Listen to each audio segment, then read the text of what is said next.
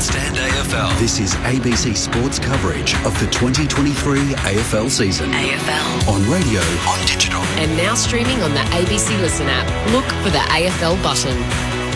And after round 17, 7 weeks ago, the Sydney Swans were fourth last on the AFL ladder. And this almighty turnaround for last year's grand finalists, runners-up, now sees them playing off for a home final in 2 weeks' time. That's the equation here today in their contest against Melbourne, as the top four does now look set. In fact, it's locked in with the Demons now not being able to move from fourth. They can't go up or down, so they'll have their quality against Collingwood next week. Brisbane, Port, the other qualifying final. And for the Swans, it's going to be elimination final here in a couple of weeks' time against either St Kilda or the Giants. But they have to win here today. Their place in the top 8 is secure. But to come back here at home and reward their members on what is today Members Thank You Day, and of course the opportunity to farewell Lance Buddy Franklin. Welcome to Grandstand AFL. My name is Brett Sprigg. It is my profound privilege to welcome you again to the Sydney Cricket Ground on this magnificent Sunday afternoon. Bright sunshine, perfect day for footy. As I say, the members were lining up a couple of hours ago for their reserved seats, so it will be close to a sellout if it isn't one already.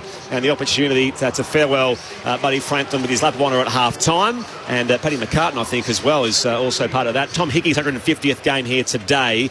And the question is, as I welcome in again Daniel Garb, Mark McVeigh, Jason Saddington, our experts this afternoon, and your texts are welcome, 0437 774 774, is how Melbourne approach this. They can't improve their position from here, but you don't flirt with form, and they have won 6 of their past 7, beat the Hawks last week by 5 goals, had that tight loss to Carlton in that time. The Swans have won 6 in a row as well, unbeaten 8 of their past 9. So they're both informed teams in the competition, and it's a tune-up for both of these sides with September looming. Good afternoon, Spriggy. Flag credentials are boosted massively for Melbourne if they can win today. Simple as that. There might not be too much at stake in terms of points gained on the ladder, but they feel a whole lot better about their chances of winning a second flag in 3 years if they can knock off the informed Swans who have won 6 in a row on their own patch just out of September. So if you have just joined us, the team news series that Tom Papley is a late out for the Swans. He had hamstring tightness out of that game last week. They welcomed Joel Amartey back, and Ryan Clark is the late replacement for Tom Papley. Their sub is Aaron Francis, who was omitted from last week's 22, while for the Demons, it's Paddy Laurie who's the sub. He also was in the 22 last week. Also out goes last week's sub Josh Shackey and Adam Tomlinson. Bailey Fritsch back for the first time in 7 weeks from a foot injury, and Daniel Turner as well. Spike, Sato, give us your final couple of thoughts with the opening bounce here just 90 seconds away. Well, I've listened to Simon Goodwin's language in the build-up to this game, and it certainly didn't give any reason for you not to think they're going to give their all. I mean, they're going to go. You'd like to think they go hard for this, as you said, Garb. The form that they want to take into finals is important. They do have a week off. They've got some important players that need game time, so I think that's going to be a massive challenge for them. But Sydney's the one. Sydney's the one that have to come out firing. That they are desperate to have a home final. They want to come back here in 2 weeks, have a sellout crowd, gives them the best opportunity. You know, the year hasn't been as strong as possibly what they've had in previous years. But I expect Sydney to really take it to Melbourne today, and they'll take it to them early. I can see the first quarter where the Swans could potentially dominate. Melbourne don't start first quarters really well. If you look over the past this year, I expect the Swans to come out really hard, and I think it'll be Swans in a tight one. Yeah, and what we're going to see is a cracking midfield battle. Yeah. I mean, the D's midfield we know is just stacked with Gawn, Premier Ruckman in the competition. So a big job for Hickey in his 150th. If he can break even with Gawn, around the ground, I think that'd be a massive play for the Swans. But then, a couple of fantastic matchups in there too with Parker, Mills and Warner up against Viney, Petrarca and Oliver. I mean, that's going to be a cracking battle, that midfield battle. Petrarca last week spent 65% of his time forward. Of course, he's a top 3 or 4 Brownlow medal favourite, but we'll see how it all goes today for the Demons away here to the Swans. On the boundary for us this afternoon, Declan Byrne is downstairs in position. G'day, Declan. Yeah, g'day, team. It is beautiful down here. The SCG bathed in almost entirely sunshine. In the last 10 minutes, the crowd is really packed out, so really expecting a finals atmosphere down here. About 20 degrees, hardly any breeze, and Gawn for the Demons just won the toss. They will head to the Randwick end. It's the southern end of the ground, so look forward to see how this plays out. As I say, perfect day for footy. The Swans, it's win and a home elimination final in a couple of weeks against the Saints or the Giants. They can go up to 5th, I think, still, but Carlton will be tough to displace from there as the seconds tick down here towards the opening bounce in what is just, as I say, finals-like atmosphere on this sunny Sunday afternoon here on Grandstand AFL. Petrarca is starting forward. Pickett starting in the mid. Yeah, it'll be the split, won't it? Yep. It's the penultimate game of this AFL men's season. And to get us underway here on Grandstand AFL, you're with Daniel Garb. Tom Hickey announced his retirement during the week. A bit of weight may go off his shoulders. Massive assignment today, though, up against the Melbourne champion in Max Gawn. And Gawn wins the first tap down. And a free kick as well for a hold from Hickey. Melbourne skipper, a six-time All-Australian. Hands it off to Salem on his left. He kicks the D's inside 50. Van Rooyen came out to meet it. Fox's handball went down to Brayshaw. Farms it out to Oliver.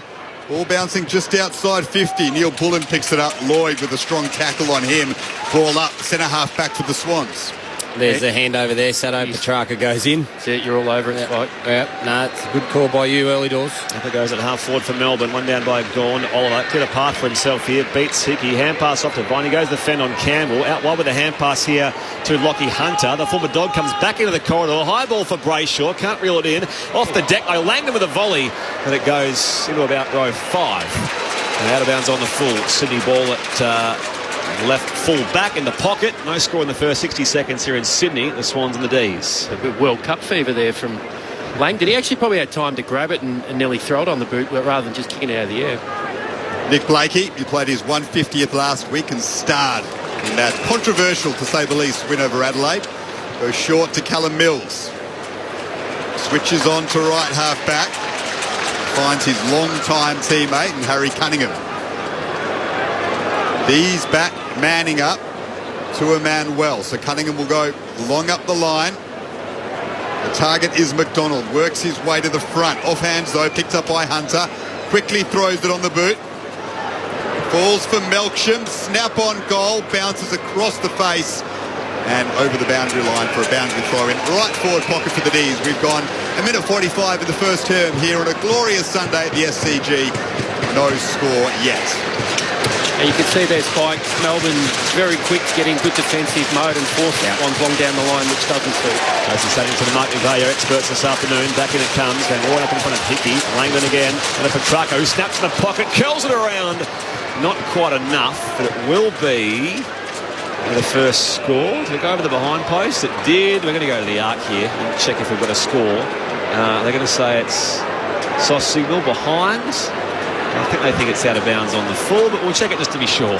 See if we can break this new old deadlock. This will be a tough call because it's gone 40 metres nearly above the point post. I mean, it's hard to read which side of the post it would have been. Just quickly, Swans fans can't argue about any score reviews now. A few murmurs like why we're reviewing this. I think they should know this is a day just to maybe stay quiet on that one. No. It was interesting to see Errol Goulden starting in the centre bounce, then flips forward. Yep. He might be the one that comes up as the 6 forward and the extra mid today, which has got Salem as his direct opponent. It's going to be umpire's call, which was, I think, out of bounds on the full. Yep, no change to our scoreline. Took a while to get there. 3.5 played. No score here, the Swans and the Demons on Grandstand AFL. So back in it comes to Rampy from Lloyd, and Rampy now has options from the left back pocket. Called to play on now. Looks at beyond offensive 50. Hunts the going along here with a kick to Dylan Stevens. Stevens, half back. Looks for a slow, patient approach here for the Swans. Home forward of halfway. Parker, the veteran. Out in space, Chad Warner. That's some run going here. Hand pass back to Lloyd. Assesses the options off the step. High ball towards half forward. Marty gets set. Leaps up, but he's beaten there through the air by Daniel Turner. So the mark is paid though. Wow. The free kick paid to Marty. So 65 from goal. Pops it long to the hot spot now. Needs the option. They've got McDonald. Spall comes from behind though from Judd McVie. Out in space. They're sprawling after it. Oliver gets there first. Hand pass on the top here for Hunter. The Demons are away. Hunter's kick up the wing is met by Rampy, taps it to Blakey. Blakey gathers, tries to break the tackle, just gets the handball away. Melksham wrapped him up well, paused the turnover. Pickett swoops on it. The kick to half forward, closing down on Van Rooyen was Robbie Fox. Spoiled him and then gathered the loose football. Excellent second effort. Handball to Cunningham. His kick up the wing is missed by Campbell. Brayshaw collects. Hunter's had plenty of it. He kicks to half forward. Fox will track it in front of Smith and tap it back to Tom McCartan. And now the handball from Warner to Mills, and Blakey off half back. Broke the Petrarca tackle and switched it and found a Marty. Swung it out wide. On this week's inclusion, comes up here to find Heaney in space on the wing. That's stretching forward now the Swans. High inside 50. McDonald gets separation, takes the mark, plays on here after the contest with Lever. Shies on goal and misses near side. He had a bit more time, McDonald, for the Swans, and it's just a minor score. So one behind Sydney. Melbourne yet to score. 5 gone first term grandstand AFL. Needed to open up the angle there and try and snap that. It was a bit hard because he had pressure coming. Trent Rivers with the long exit from the defensive goal square for the D's. Stephen May gathered it on the bounce after the marking contest, but Isaac Heaney with a strong tackle on him. Isaac Heaney, 15 goals in his last 7 games, back to his best form after a slow start to the season. 6 gone first term. Just behind Sydney's way. Viney there for the Demons. Hand pass out in traffic. Oliver over the back of his head with a clever tap. And now Parker is taken high. Umpire's all over that. Almost runs into Max Gawn though as well as the umpire as he's signalling. Free kick here for one of the Swans co-captains. In front of the members' stand. They'll go forward again. Parker sets it up. Long ball inside 50. Running start again this time, but strong defensive grab from May. Can't do that too often. Beat McLean to the football. Swings it across the goal mouth here for Lever. At fullback for the Demons. Yeah, May will eat that up all day. So Isaac Heaney becomes a really important player today for him as well, especially with Papley out too. You know, just someone a bit of different X factor up forward as well. Well, both ruckmen missed the ball after the exit from defensive 50, and then a couple of players left it behind. Warner eventually gathered. Quick kick inside 50. It's punched away from McDonald. McLean trying to get it. Mills soccers it forward. The D's are able to gather. May charges out of defensive 50, kicks to the wing. Push. It's a push though on Melksham. The Swans had a 2-on-1 situation, messed it up. Melksham kicks for Van Rooyen inside 50, over his head. Keeping his feet was Rampy inside his own defensive 50. Handball, loopy one to Blakey. Blakey did well to tap it back to Rampy. But Rampy put Mills under pressure. Oliver intervened, punched it forward. McCartan gathers though. Here's Goulden looking for his first possession of the afternoon and finding it. The handball to Mills at centre half back. He looks for Heaney. Heaney's able to gather after it bounced off the chest of Wicks. Long kick inside 50 from Heaney. Spots up McDonald. Deep in attack. Excellent vision. Penetrating kick. And McDonald will kick from 15 metres out. They've been able to take 2 marks inside 50 with pure 1v1s. And that's what you've got to try and get when you've got May and Lever. If they've got chances to set up the ground and you bomb it long, they can utilise the density, I suppose, of the contest. I think you called it before the game. The ability of the Swans to be able to move it off the line from half back both times is what's allowed them to get that McDonald, essentially, one-on-one inside 50. Only 7 goals in his last 7 games, Logan McDonald, but 7 score involvements against the Crows last week. And the first major of this one, the Swans hunting a home elimination final. A first to strike. They are 1-1-7. The D's yet to score. 8 minutes gone in the first term, down to Declan Byrne on the boundary. Yeah, James Rowbottom copped a big knock to his shoulder. Maybe a minute ago, the doctors went out to him. He's still holding his shoulder. He's testing it out. Looks like he's going to stay out there, but definitely not 100%. By the way, earlier, Port Adelaide beat Richmond by 31 points at Adelaide Oval, so that means the top 4 is set. Collingwood, Brisbane, Port Adelaide and Melbourne. From there, Carlton all but confirmed for 5th. The Swans want that home final in 6th. That's what they're playing for today. It's a fantastic start, Logan McDonald. Two marks, finding some space up forward, getting off his opponent. Certainly been a help from the Swans moving the ball off the line, like we mentioned, from half back. But confidence-building start from McDonald. Restart back in the middle. Hickey versus Gawn. Down by the Melbourne captain. Oliver hits with Rowbottom. Goulden slips the tackle. Loose ball comes back here to Gawn. Harry's a kick inside 50, but underneath it Lloyd. Not 15, in fact it was touched off the boot, so it's play on. He's brought to the deck. Strong tackle there by Melksham. It's going to be a free kick for a high tackle. Given away there by Jake Melksham. 2-time best and fairest. Jake Lloyd for the Swans. Looks for options beyond defensive 50. Plays on towards that sunny eastern wing at the SCG. 2-on-2. Reaching from the back, McDonald. At the drop. Hunter bursts through. Little 1-2 hands there with Brayshaw. Run down from behind by Campbell. Was the veteran Hunter. Sydney ball with Campbell on the wing. Excellent chase, Braden Campbell. Almost turned it over though. Oliver got a touch on the kick into the corridor. Swans in the back though. Rowbottom to Warner. Spears one for the lead of Heaney. Arms outstretched in front of his face. There's Mark directly in front. He'll kick from just outside 50. Well, there it is. It's the off-the-line ball movement. It's the lower the eyes. That's what they've got to do. Just watching Rowbottom, not sure how long he's going to last. He's a tough character, we know, but he's in a fair bit of trouble, I reckon. That's a worry for the Swans. He's so important to the defensive side of their game, James Rowbottom. 5th in the comp for tackles. Tom Papley already a late out before the game, but Isaac Heaney can put them 2 goals clear if he can convert this. He's pulled the kick though. So the Swans are 1-2-8. The D's yet to score. We've gone 10 minutes in the first term at the SCG. They're just really taking that risk with that ball movement too. I mean, that last one that came inside, it could have almost been turned over, but it ended up falling the way of McDonald. But they've got to take that risk. It's the way they're going to get through. He kicks in, uses the corridor. Wide have gone. Picked off by Florent now for the Swans. Hand pass back to Blakey. Puts them forward of halfway again. Raking kick inside the arc now. McDonald positioned well. Couldn't pull it down though. Hayward makes a contest. And there is Wicks. Roves the foot. He snaps but can't curl it around and hits the post. So a minor score. The Swans had the first 9 points of the game. 1-3-9. No one yet to score. 11 go on first term here on ABC Sport. Yeah, ball movement critical here. This is the way they want to play. They'd be happy living in their front half, getting some contest, moving the ball off the line. Blakey's been influential early. He's one that's really got to drive their attack. The Demons under pressure early. May surveys his options. Now kicks wide to the wing. Punched away from Melksham by Rampy. Rowbottom's there. Sore shoulder and all. Breaks away from a tackle and kicks long into attack. McLean's the target. May wrapped him up. Lever was able to gather. McVie, those under pressure. Heaney closes on him. Rivers tries to clear the danger. Kicks outside defensive 50.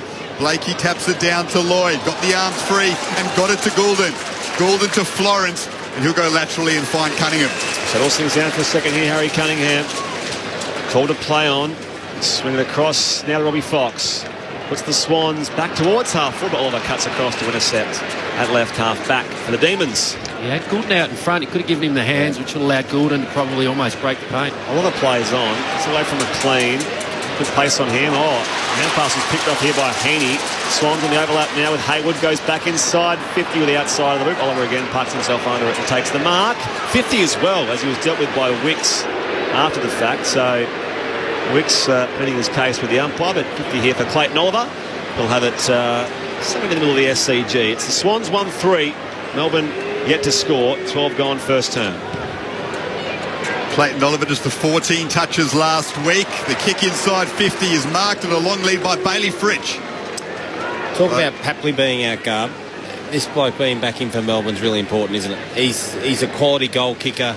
We know in the grand final, I think he kicked 5 or 6. He's a very, very important player, and they're going to need him come finals time. Well, his first game since round 16, Bailey Fritsch, has been the D's leading goal kicker for the last 3 years. He trails Cozzy Pickett by 4 goals on the season. He's searching for the 30th of his campaign. The D's first of the game. He's usually so accurate. The same on this occasion. And Bailey Fritsch is on the board, and so are Melbourne. They are 1 straight 6. The Swans 1-3-9. And we're in the mid-stages of the first term. And don't his teammates know it, Spike? It's super important to them after he kicked that goal. They all got around him. Super excited to have him back in the team. Look, the only way Melbourne looked like getting out of their back half was through a 50-metre penalty. They were a bit fumbly trying to come through the middle before that. The Swans' pressure's been fantastic. They're up for the hunt, and the appetite in the contest has been huge from the Swans. So a little let off there. They've had the momentum. They didn't capitalise with 1-3, and then Melbourne off the 50, head inside. Great strong mark, confidence builder for Fritsch also. Welcome back, Bailey Fritsch. That foot injury. Restart back in the middle. McLean lost it out of the ruck here, gathered by Brayshaw. Tunnel ball back to Petrarca. Spent them before he had it. Picked up here by Warner of the Swans. Now to Rowbottom, running by Goulden. He's 55 from goal. Shies on the big sticks, on the run, curls it back. And this young blood star just continues to rise. The Swans hit back immediately. 2-3-15 Sydney.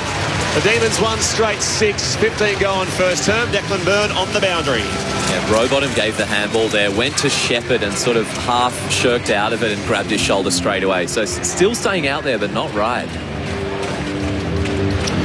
Gerald Gordon, such an important player, isn't he? The ability to use the ball when he wins it, through the middle of the ground, but his goal-scoring sense is unbelievable as well. As soon as he's got some time and space to break the paint and just kick that truly, I almost say he's been the Swans' best player this year. His form's been unbelievable. Well, you'd have to say he's in All-Australian. He has to be. His season's been unbelievable. His numbers are incredible. He's played 3 different positions already today. He'll win the Bob Skilton medal and he'll be named an All-Australian during the week. Don't worry about that, Errol Goulden. Chad Warner, he's been lively early as well, to say the least. 5 disposals, 2 contested, 2 inside 50s, 3 score involvements. Had a big impact in the Swans getting the jump. They're up on 9 points in the first term as they scrap away for it in the middle of the SCG. 2-3-15 Sydney. These 1 straight 6. Brownlow Smokey Goulden? Would be surprised if he's up there on the leaderboard late on. Free kick here to Viney. At 25 plus touches in his last 10 games, Jack Viney. Middle of the ground, kicks long into attack. Fritsch is underneath it, punched away from him. Over the back, it favours Chandler. Can gather it in the left forward pocket, centres it instead. Leaping is Neil Bullen, off hands. It is over the boundary line. And we'll have a boundary throw in next to the behind post, right forward pocket for the D's. This is what the Demons love. They love stoppage. They love stoppages in their front half. This is where the Swans need to make sure they've got arm across, they're switched on, the structure is set and right.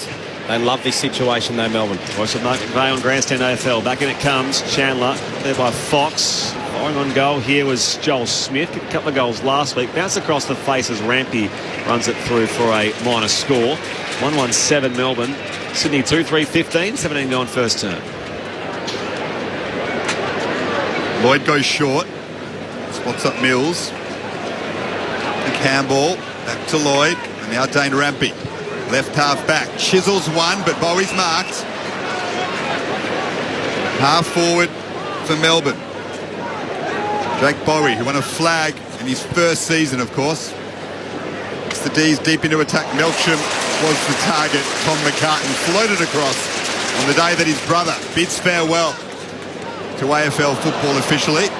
Short to the pocket and found Cunningham, who was able to gather at the second attempt. Some pressure for a second as Lloyd goes beyond defensive 50 for the Swans. Wicks in the contest down there with Lever. Out the back it comes. Hand pass though picked off by Tom Sparrow. One of their premiership players out there this afternoon. Into the back of him goes Wicks on the follow-up. On the spin on the wing, it's Florent. Little 1-2 with Campbell. The Swans go forward of halfway again. Towards the flank, Hayward in the contest down there with McVie. And it's thumped over the line for a throw-in. 55 around for Sydney's attacking goal out the Paddington end. Well, Swans lose Papley and they bring in Clark. Clark now is playing a defensive role on Salem, so they want to take away their best, arguably their best halfback flanker who uses the ball. And it looks like Wicks has got his finger in the back of Lever to stop him influencing the play. Swans by 8. 18 gone first term. One clear by Petrarca. Hand pass at an open space. Again, this time brought down is Parker. Rolls toward the wing. Cozzy Pickett gets involved in the contest with Cunningham. Tries again, Cozzy Pickett. Hand pass out wide on the bounce. It's picked up by Hunter. Draws the player, works it forward now. The Demons go inside attacking 50. Fritsch in the contest. Yeah, they got a good spoil. Although Cozzy Pickett bursts through again. He's run down inside attacking 50. Nice chase and tackle it was by Warner. The umpire's spot on a free kick. It's holding the ball as Fritsch made a follow-up tackle. And that will be a free kick here for Bailey Fritsch. 25 out, slightly left of centre. As just seeing here. Wow. Hey, the second one, not the first one. So that was Robbie Fox who got wrapped up by Fritsch, dropped the footy, and that's why Bailey Fritsch is lining up for goal. Cozzy was very lucky. It was an impressive tackle, wasn't it, from Warner? I mean, to take on Cozzy's flat stick running through the contest on the bounce, to just go with him and make that tackle was huge. Fritsch, 25 out, already has one this afternoon. Here he is with a second. A perfect start for Bailey Fritsch. And it's a 2-point ball game early on here as we approach time on. Sydney 2-3-15, Melbourne 2-1-13, 19 and a half played. He's after that goal kicking award again. Garby. What was he 4 behind? He's kicked 2. He's only 2 behind now. So here he comes, Bailey Fritsch. It was stiff, wasn't it? That the tackle on Pickett, not holding the ball, and then to pay the secondary one against the Swans. Probably a little bit harsh. There's no real signs of Melbourne hasn't come to play, is there really? I mean, they seem switched on. They look a little vulnerable when they go deep in their forward line because they don't have an arguably a massive key tall if Fritsch isn't there or he leads up the ground. And it's just left to Melsham. But Melsham's kicked goals before for them. But, Gawn has just come back on the ground, so see what happens now. Hit the 20-minute mark of the first term. Swans 2-3-15, Melbourne 2-1-13. Massive crowd here at the SCG. Fair few D's fans in attendance as well. Goulden with the clearance. It's marked by Lever at centre half back. The quick exit. Has a runner in Sparrow. Gathers it on the wing. Kicks for the lead of Smith and finds him. Joel Smith.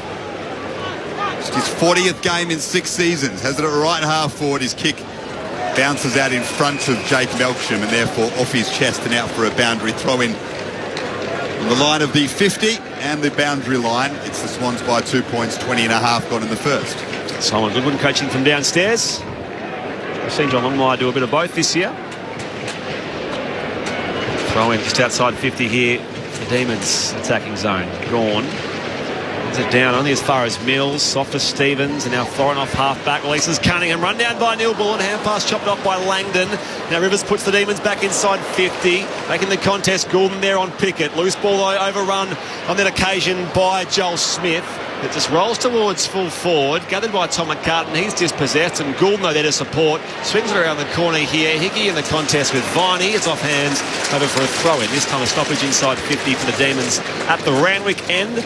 Swans are 2-3-15, Melbourne 2-1-13, 22 gone first term. Great pressure. Again, this is where they want to be. Jack Viney diving across a man double his size in Tom Hickey to lock it in at ease forward 50, but the Swans win the clearance through Heaney. His kick though is marked by Stephen May in front of Amati on the wing. On his left, he'll wheel around, put the D's deep into attack. Gawn's underneath it, leaping was Melksham, off hands. We'll have a boundary throw in. A fair shout for an unrealistic attempt by Jake Melksham there, but would have thought so. The umpire will allow the boundary throw in. Swans are 2-3-15, Melbourne 2-1-13, 22 gone first term. Umpire heaves it back in. And Royan and Hickey. Mills gets there first. McCartan pushed off the kick, trying to work the way to Stevens. Shots are tunneled away here. Langdon paddles it back to Viney. Gets it away in time to Max Gawn. Back inside 50 they go on the bounce. So it sits up for Parker. He's getting responded by Oliver. Langdon gathers again here for the Demons. Tumbles it towards full forward. Melksham has some space here. Just gets a hand pass away from the tackle. And now Neil Bullen out wide. A little too hot with the hand pass looking for Langdon. And it finds its way out and bounds again. So 2 points is Sydney's lead. 23 gone first term. Earlier in Adelaide, Port Adelaide beat Richmond by 31 points, which locks up third spot. So it's Collingwood, Brisbane, Port and Melbourne, the confirmed top 4. Van Rooyen up against Hickey. Van Rooyen does well to palm it down to Chandler. Sparrow gets the handball out to Neil Bullen, who centres it smartly. It was punched away though from the target. Melksham on the snap. Just wide. Looked for a moment as if that was through the big sticks. The Swans defenders were panicking, but it's only a behind. And the D's are 2-2-14. Sydney 2-3-15. The back pocket, Lloyd. Chip kick to find Cunningham. Right half back. Patient build up coast to coast here for the Swans. Still inside defensive 50. Mills will swing it all the way across here towards Blakey. Hung it game last week. Has room to bounce. Shows good pace away from Melksham. Goes inside attacking 50. May couldn't get there. Rivers puts a bump. Loose ball gathered by Hayward for the Swans. Back to Hickey. Tumbles it back into the corner with 2-on-2. Reaching for it again. It's one away here by McDonald, who snaps on goal. And it's across the face for a minor score. Turner couldn't gather it for the Demons. And McDonald, who's already kicked one goal this afternoon, has a second chance go begging there. It's the Swans here by 2 points. 2-4 plays 2-2. Sato, that was the build-up, wasn't it? Yep. Be composed when you can, and when you can challenge the opposition when someone's out, go. Yep. And they got it inside 50 really quickly. Yep. It was a great hit from, I think it was Mills, across to Blakey on the run. Jake Bowie exits his own defensive 50. Hickey beats Gawn in the contest. Handball to Goulden. Back to Cunningham. Swans are on the logo in the outer wing. Florent tucks the ball under his arm. Kicks long inside 50. McLean flew, got hands to it, couldn't complete the mark. Heaney with the strong effort to lock it in. Attacking 50. Oliver, though, won the loose ball. Back to Bowie.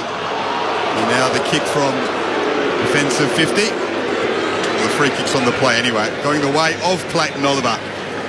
And the Demons champion, the 4-time best and fairest winner, will take the free kick from left half back. It's beyond defensive 50 for Lockie Hunter. It's been busy so far in this game. Packed crowd, close to 40,000 at the SCG. Up the line he goes. Hickey, he's 150th. Paid the mark. At the drop, Chandler. Back here.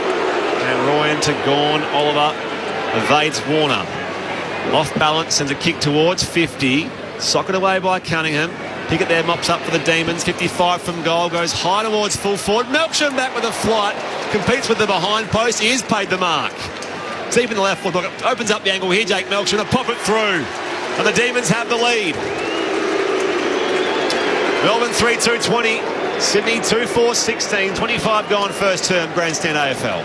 And you can hear the boos from the crowd, the Swans fans dirty that Hickey wasn't paid that mark, and I think he's probably a bit stiff too on the wing. He had it in the hands, the spoil did come, but I really had control of that.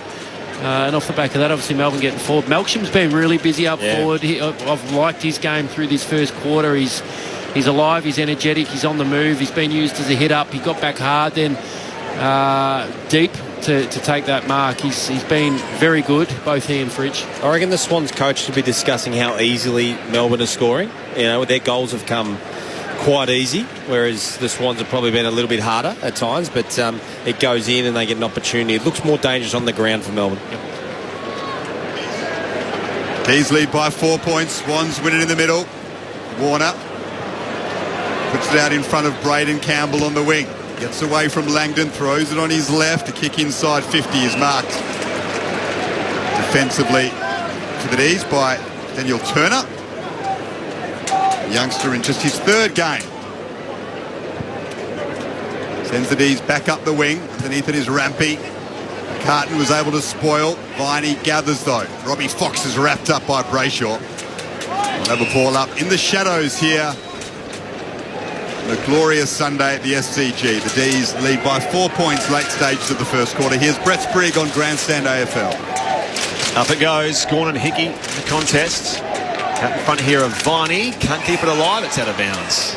Really on the flip side too, Spike, Melbourne, you mentioned when it's going in lately, they've been able to score fairly easy. But on the flip side of that, apart from the first 5 to 8 minutes, the Swans going inside 50 will get some good one-on-ones. Since then, it's looked really difficult for them going inside. Demons by 4 points here late in the first term. Back in it comes. Fox guards it towards the line again. It's a throw-in again between wing and half forward for the Demons. Well, it's interesting. If you look at this stoppage and the Swans, they've sort of got their 5 forwards, one up and in, which allows Melbourne to have one that drops off. I'd like to see him play 6 forwards and make all of them accountable. Gawn. Lovely tap down to Langdon. He threw it on the boot quickly. And floating across there was Tom McCartan with a strong mark on his own defensive 50 line. Handball to Florent. Bowie couldn't take the mark. Hayward was able to intervene. Now Stevens has it in the middle of the ground. Kicks for a lead of McLean. Had a good leap at that, Hayden McLean. It went through his hands and he's won a free kick.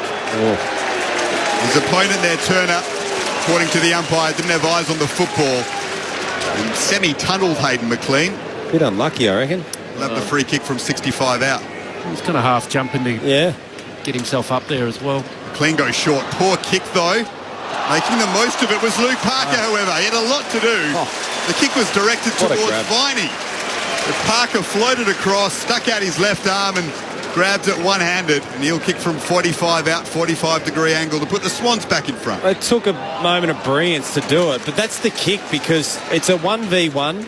If he goes long, they're gobbling it up, so I don't mind it. It's what they're going to have to do, the Swans going forward. Luke Parker, 3-time best and fairest winner. One of the greats of this football club. Set for another finals campaign. Trying to put the Swans in front as we get close to quarter time. Just phase that across the face. So Sydney inaccurate in the first term, a 2-5-17. The D's 3-2-20.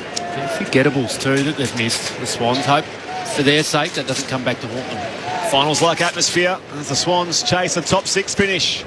May thumps it to the outer side of the SCG. Out to a pack where Gawn Can't reel it in. At the drop, Florent puts the Swans back towards 50. Courageously, Rivers back with the flight. Has paid the mark at left half back for the Demons. Looks at the options. Up the line now for Brayshaw. Knows that quarter time is not too far away. High ball up the outer wing in front of the O'Reilly stand. Melksham got set. Carlton comes down with him at the back. Neil Bullen to Petrarca. Lost his footing. Find the hand pass back to Neil Bullen, who's fallen over as well. Rampy gets there. His hand pass picked off by Melksham. Feeds the hand pass to Fritsch. Pulls it back into the corridor as the quarter time siren beats him. There is momentum here with the Demons, but that last attempted goal goes begging. They do have the lead here at the D's. 3-2-20 to Sydney. 2-5-17. The goal kickers so far. Fritsch has 2 and Melksham has the other for the visitors. Meanwhile, for the Swans, 1 each to Logan McDonald and to Errol Goulden. Hope you're listening on ABC Radio, News Radio, and of course via the ABC Listen app. This is Grandstand AFL. With the ABC Listen app, you can take the footy with you wherever you go. Off to walk the dog? Take the footy. Going camping? Take the footy. Picnic in the park? Take the footy. ABC Sport's expert coverage of the AFL. Incredible grab. And the NRL. Every goal, try, mark and tackle.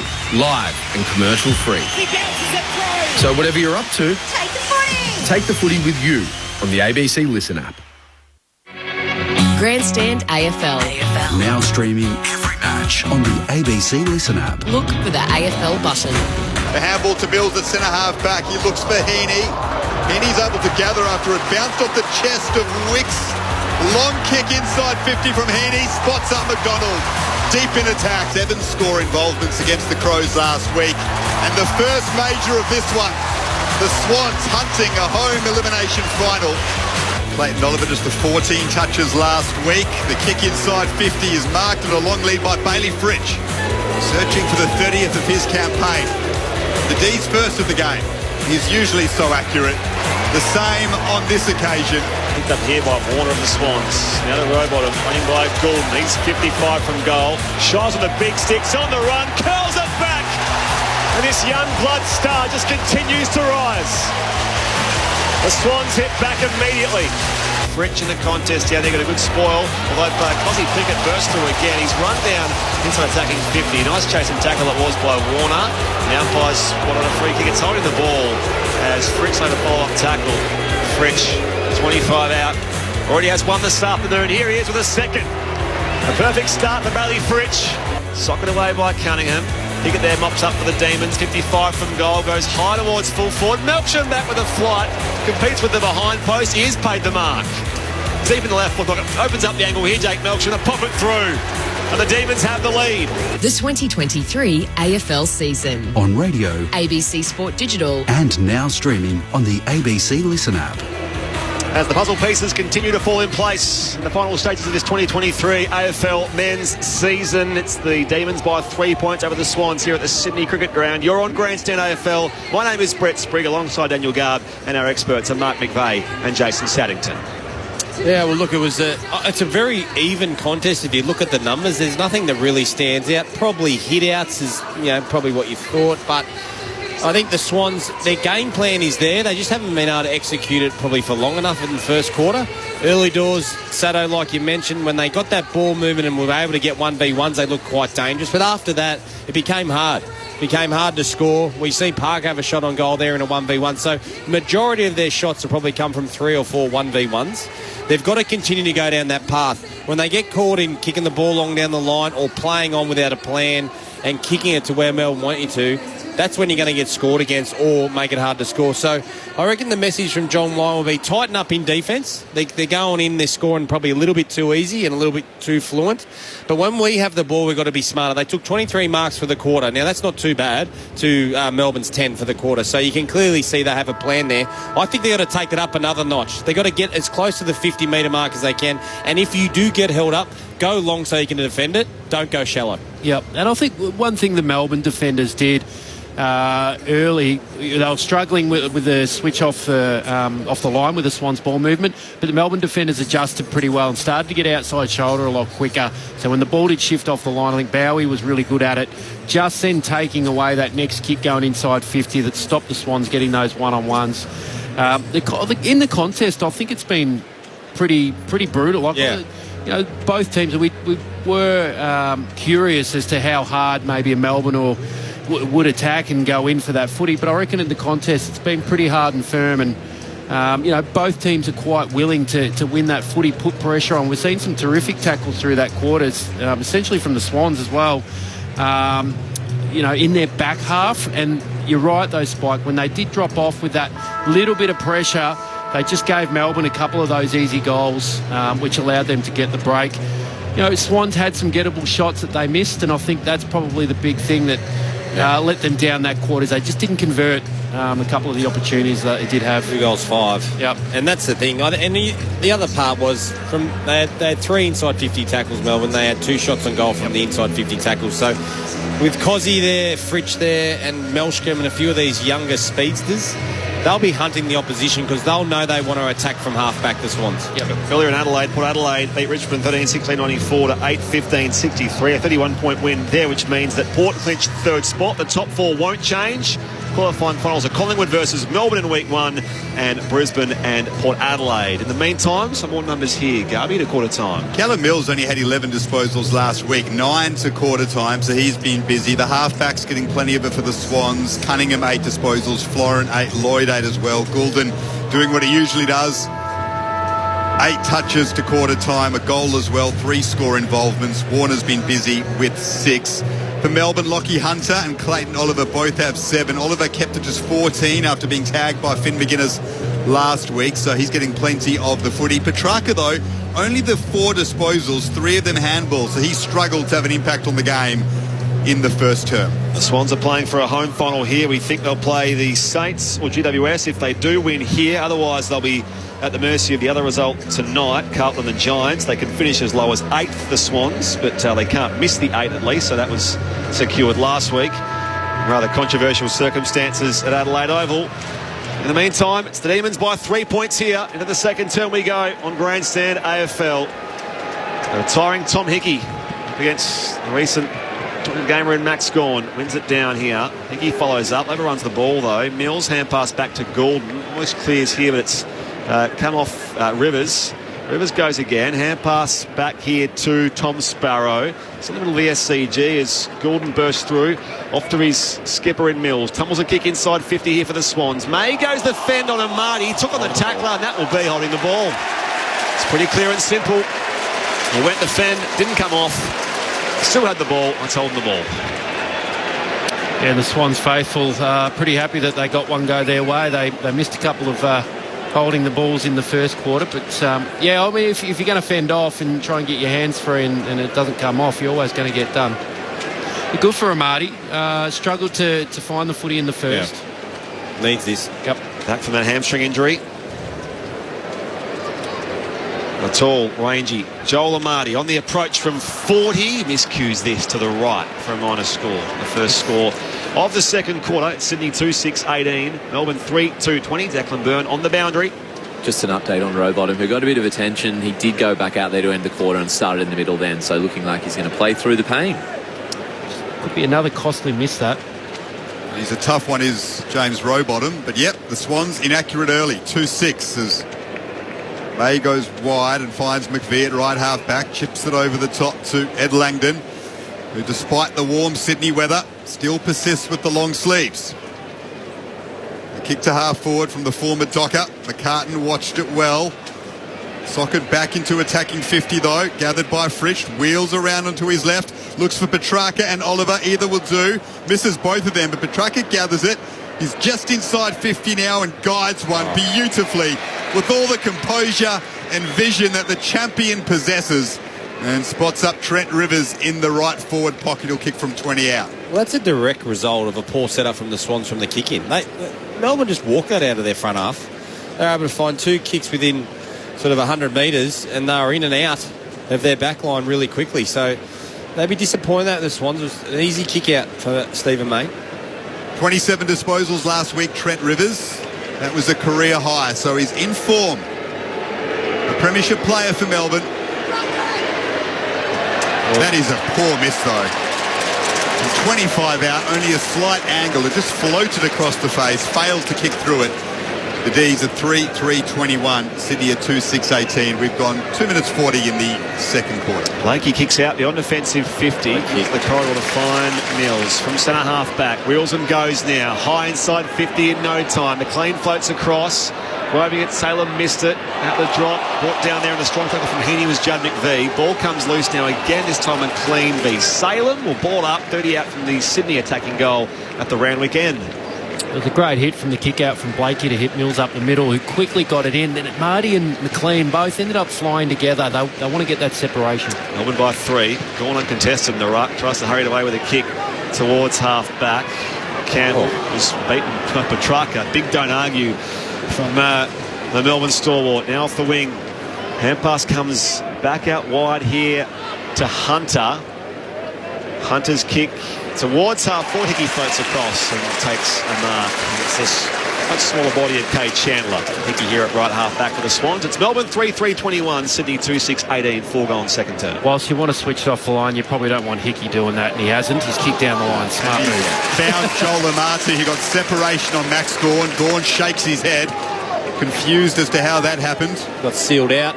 Good play by Logan McDonald. Amati.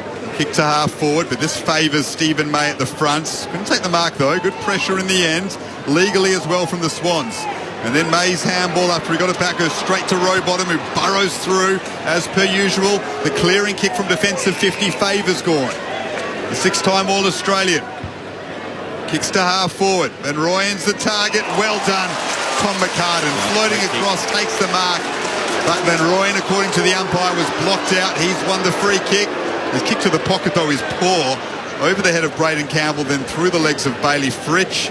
It'll now trickle over the boundary line, left forward pocket for the D's. I was going to say, McCartan's been really strong in the air down back today. He's taken a few marks. Obviously, that one not paid because of the free kick, but he's been very, very good.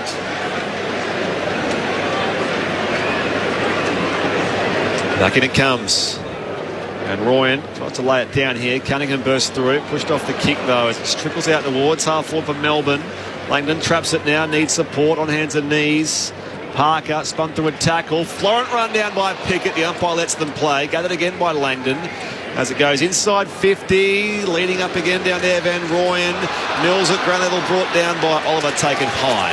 Free kick for Callum Mills in the left back pocket. Still Melbourne by 3 points. 3-3 plays 2-6. Early stages, second quarter here. As Mills with a short kick finds Nick Blakey. The Lizard, who says he loves the nickname, embraces it. Says he finds it weird if anyone calls him anything other than Lizard or Liz. Kites has one up the wing. Heaney's got front position on the outer wing. Stevens with a handball on the top, over the top was clever to Hickey. And then a short one. Allows Parker to guide it towards half forward. McDonald and Lever track the football over the boundary line. Left half forward for the Swans. Melbourne are 3-3-21, Sydney 2-6-18, and we have gone 6 minutes in the second term. I've seen a very funny post during the week of his head superimposed on a lizard running down the ground. It was very funny. These by 3. Goulden winning away here. Has Parker for support, though. Back to Errol Goulden. Turns blind away from Tom Sparrow. Goes high inside attacking 50. And it's a drop mark down there by Turner in the pocket. Searching his way through. Heaney up against Marioni's run down. Great chase and tackle it was by Judd McVie. So Melbourne ball deep at right full back. Do you have enough of that ball down there, Daniel Turner? Yeah, it looked like it. I mean, this is their speed and tackling. Melbourne's been really good. The chase down tackle. Again, though, that was a long kick inside 50. I think Sato caught. I think Amati and McLean have got to stand up a little bit more at the moment. Yeah, the on-defensive 50. Running start McCartan. Out the drop, Warner. Comes now to Mills, who's 45. Eyes the goals off a couple of steps, and Callum Mills rides it all the way home. The lead can change hands again. Swans by 3. Sydney 3-6-24. Melbourne 3-3-21. 8 gone, second term. Grandstand AFL. Your experts are Mark McVeigh and Jason Saddington. Yeah, you're right, Spike. With Amadi and McLean, they're either getting caught too far in front and just getting pushed under the ball. I mean, May's a smart player and he's always going to outposition. But they just need to be either bringing the ball to ground, also getting a bit more separation. There's been a couple of times now that when it does come in, they're going together. They need to work together and try and seal out, hold one down so they can get that one-on-one that they had maybe earlier. But even McDonald needs to go. They haven't gone to McDonald as much as they did early as well. I mean, he might be the better target for them. Great start from Callum Mills, the Swans co-captain. 14 disposals, 4 of those contested, a couple of inside 50s, 5 score involvements, and now a goal to put the Swans back in front. They are 3-6-24, Melbourne 3-3-21. Hickey and Gawn launch at it. Petrarca tries to swoop and burst his way through. Handballs it back to Gawn, who snaps it from the centre circles inside 50. Neil Bullen left. McCartan's there with him and now punching it away. It evades Hickey. Lever did well to track the football, keep his feet, get hands on it. He is wrapped up, though, by Sam Wicks. Just forward of centre for Melbourne. We'll have a ball up. Up it goes. Gawn competes with Hickey. Mills makes the tackle down there on Sparrow. Trickles inside 50 here for the Demons. Langdon beaten to it though. Goulden swoops through, shares it with Parker beyond defensive 50. Brayshaw makes the contest there on Fox. Socked forward by Florent down the eastern wing. Second tackle cleverly down there for the Demons again. They bring it back. Sparrow. Neil Bullen at half forward. Comes wide to Hunter. He's 55 from goal. Pops it inside 50 to find the chest of the man leading up down there in Smith. And he will take his set shot, Joel Smith, from 45 out, slight angle to the left-hand side. The classic case of Lachie Hunter never, ever leaves the wing position. He never collapses in. He keeps balance of the field for your teammates. And he's always there. He just plays it so smart. A couple of goals against the Hawks last week, Joel Smith.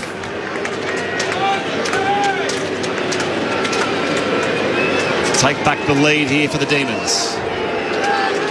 The logo of 50, sets it up to the right, comes back, and it's bumped away by Blakey. Dangerous this for the Swans, though, as lurking in the pocket is Chandler. Swings it back to the corner. Sorry, thought that was smothered by Robbie Fox. Langdon gets there first on the follow-up.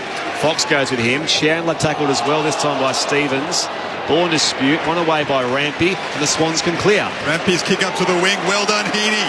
Just pushed his opponent in McVie off the football. That's the weight. With brute strength. Took the mark. Now waits for options to flood forward. Got to get another short one here. Elects to go for Stevens. 70 out from the Swans goals. On his left, just pops it up to a dangerous area. McLean's underneath it. Turner gets a punch in. And in the end, Sparrow is wrapped up by Heaney, who did the good work up the wing earlier on. Ball up, inside attacking 50 for Sydney. Swans by 3. It goes again. McLean v. Gawn. Heaney brought to ground. And there by Sparrow. Umpire lets them play. Meanwhile, it's going to be a ball up again as McVie plays the tackle. And then Rowbottom. Up it goes. Gawn down to Brayshaw. Clear beyond defensive 50 with a bouncing ball. Overrun by Florent. Chandler involved again.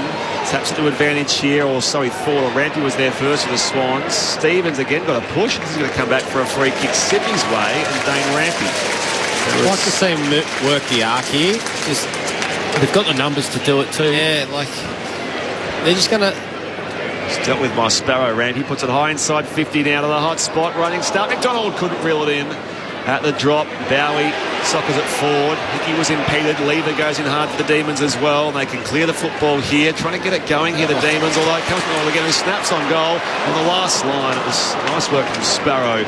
And Bowie to just tip it through for a minor score. So the Swans are threatening again.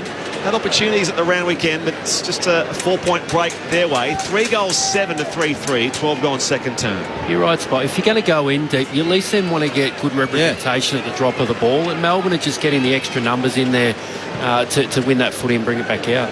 Bowie, the long kick from defensive 50. Marked well by Gawn. Brilliant from the champion. Goes into the corridor and finds Chandler.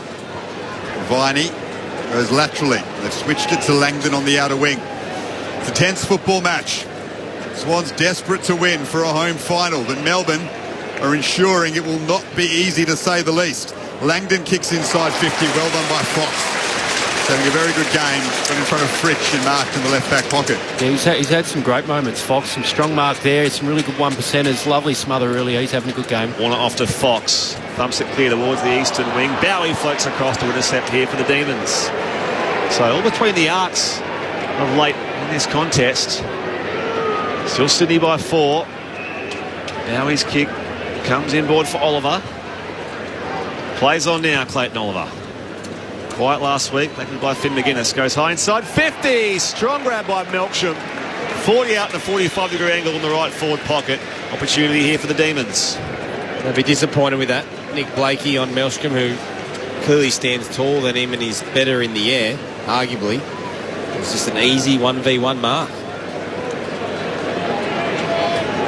So a tough angle here for Jake Melksham. 3 goals, 4 against the Hawks last week. Already has the 1 this afternoon. As Daniel Garb said, a tense contest so far. With the lead changing hands. Kicks from 45, on its way. The set shot is straight and true. Melksham's got 2. And Melbourne goes back into the lead.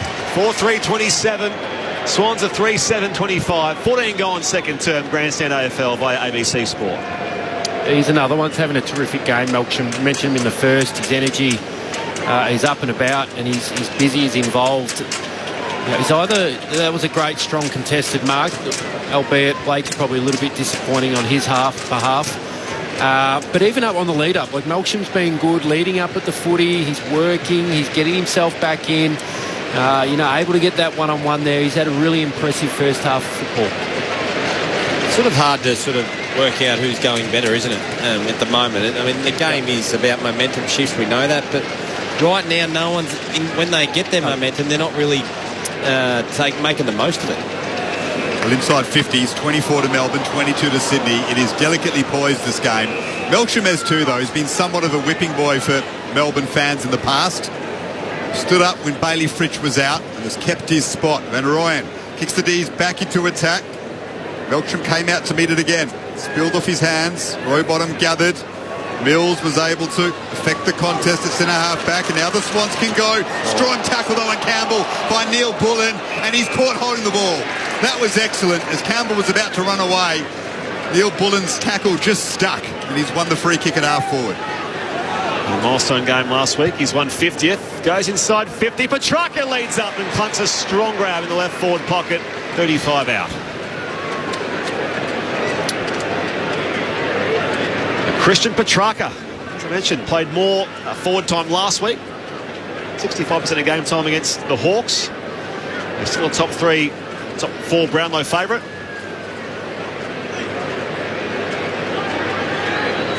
Go back here, the shadows of the old green-roofed grandstands at the SCG. Push it out to an 8-point buffer Melbourne's way. Midway through this second term. Petrarca lines up the kick, pushes it across the face, and it's dropped by McLean in the pocket. It's going to be out of bounds here, in fact, for a throw-in. So a stoppage inside 50 for the Demons. They'll lead by 2 points, 16 goal in second term.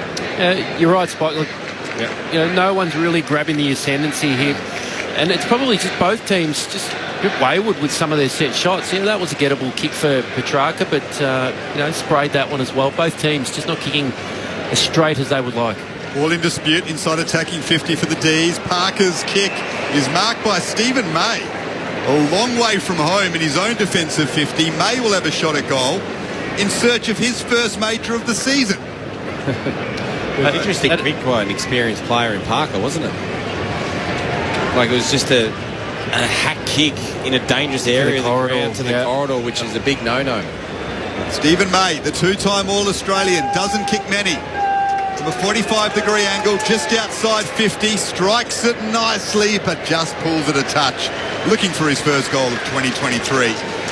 Melbourne a 4-4-28, Sydney a 3-7-25, getting close to half-time where Buddy Franklin will be wheeled out on the SCG. Rampy goes beyond defensive 50. Up to a contest. Goulden on hands and knees. Mills back to Goulden, run down from behind by Langdon. He's pushed off the kick here as it bounced off the chest of May. Tracks it back now to Van Rooyen, and now the Demons back inside defensive 50 with Bowie. All the way back to fullback.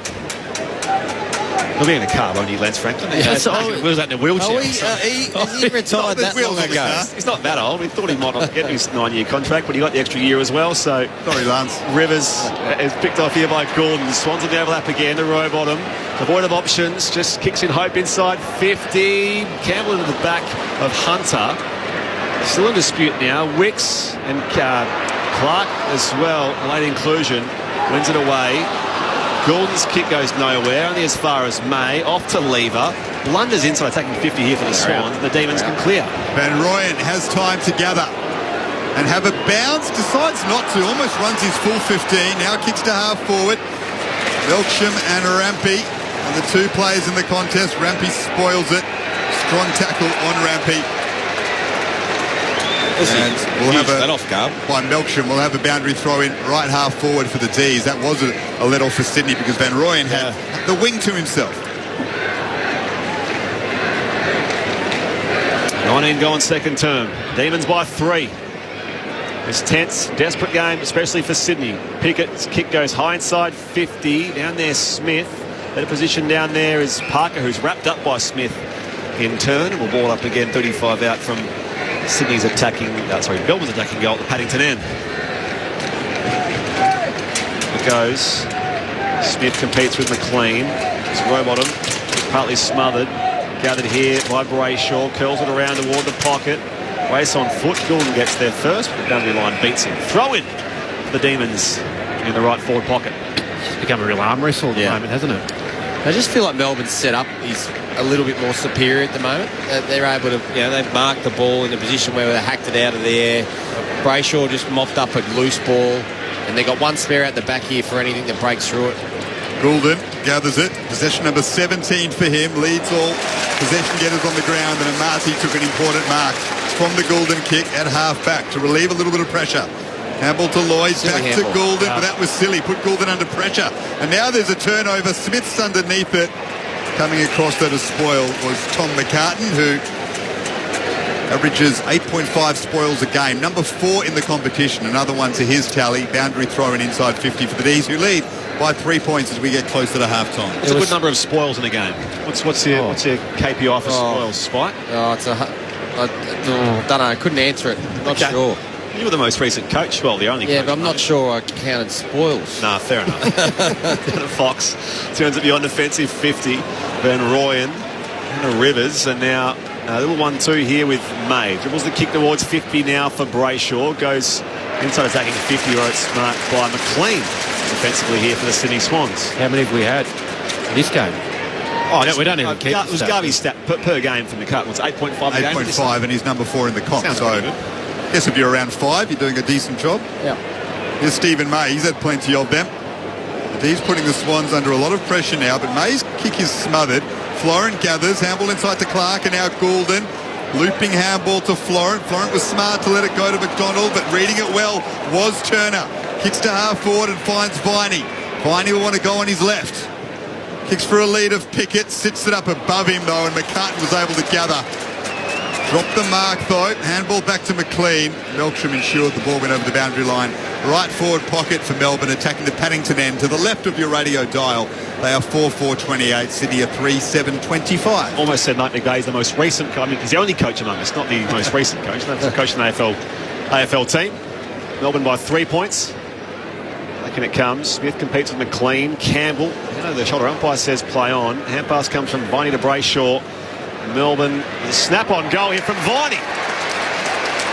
Viney and Brayshaw combine. And Brayshaw with the goal.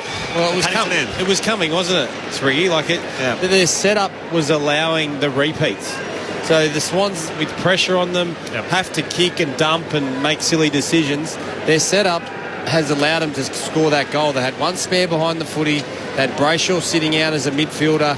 just off the contest, and they were able to get repeats. And in the end, the dam wall breaks, and they're able to score. Yeah, absolutely. And the Swans were just struggling to get themselves out, weren't they? There was, they had not enough numbers ahead of the ball, and Buddy Franklin on the big screen, Sato.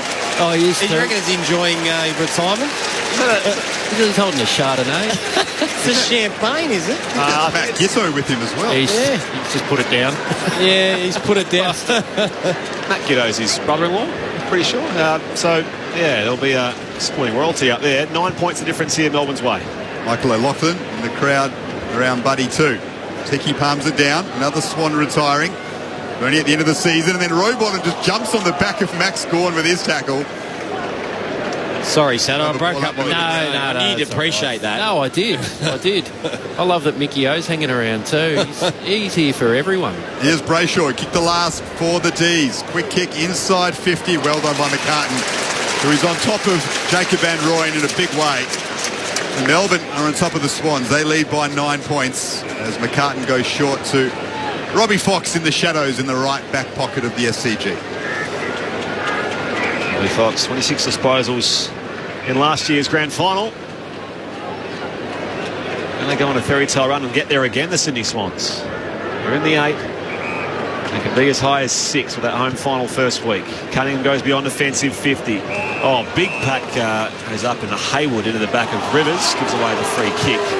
Gawn will take it though. On the members wing here at the SCG. Melbourne 5-4-34. The Swans are 3-7-25. 24 gone second term. Gawn lays it off by hand here to Turner in his third career game. Kick was intercepted. Clark sprawls after it. Hickey head over the football now. Rivers goes in hard again for the Demons.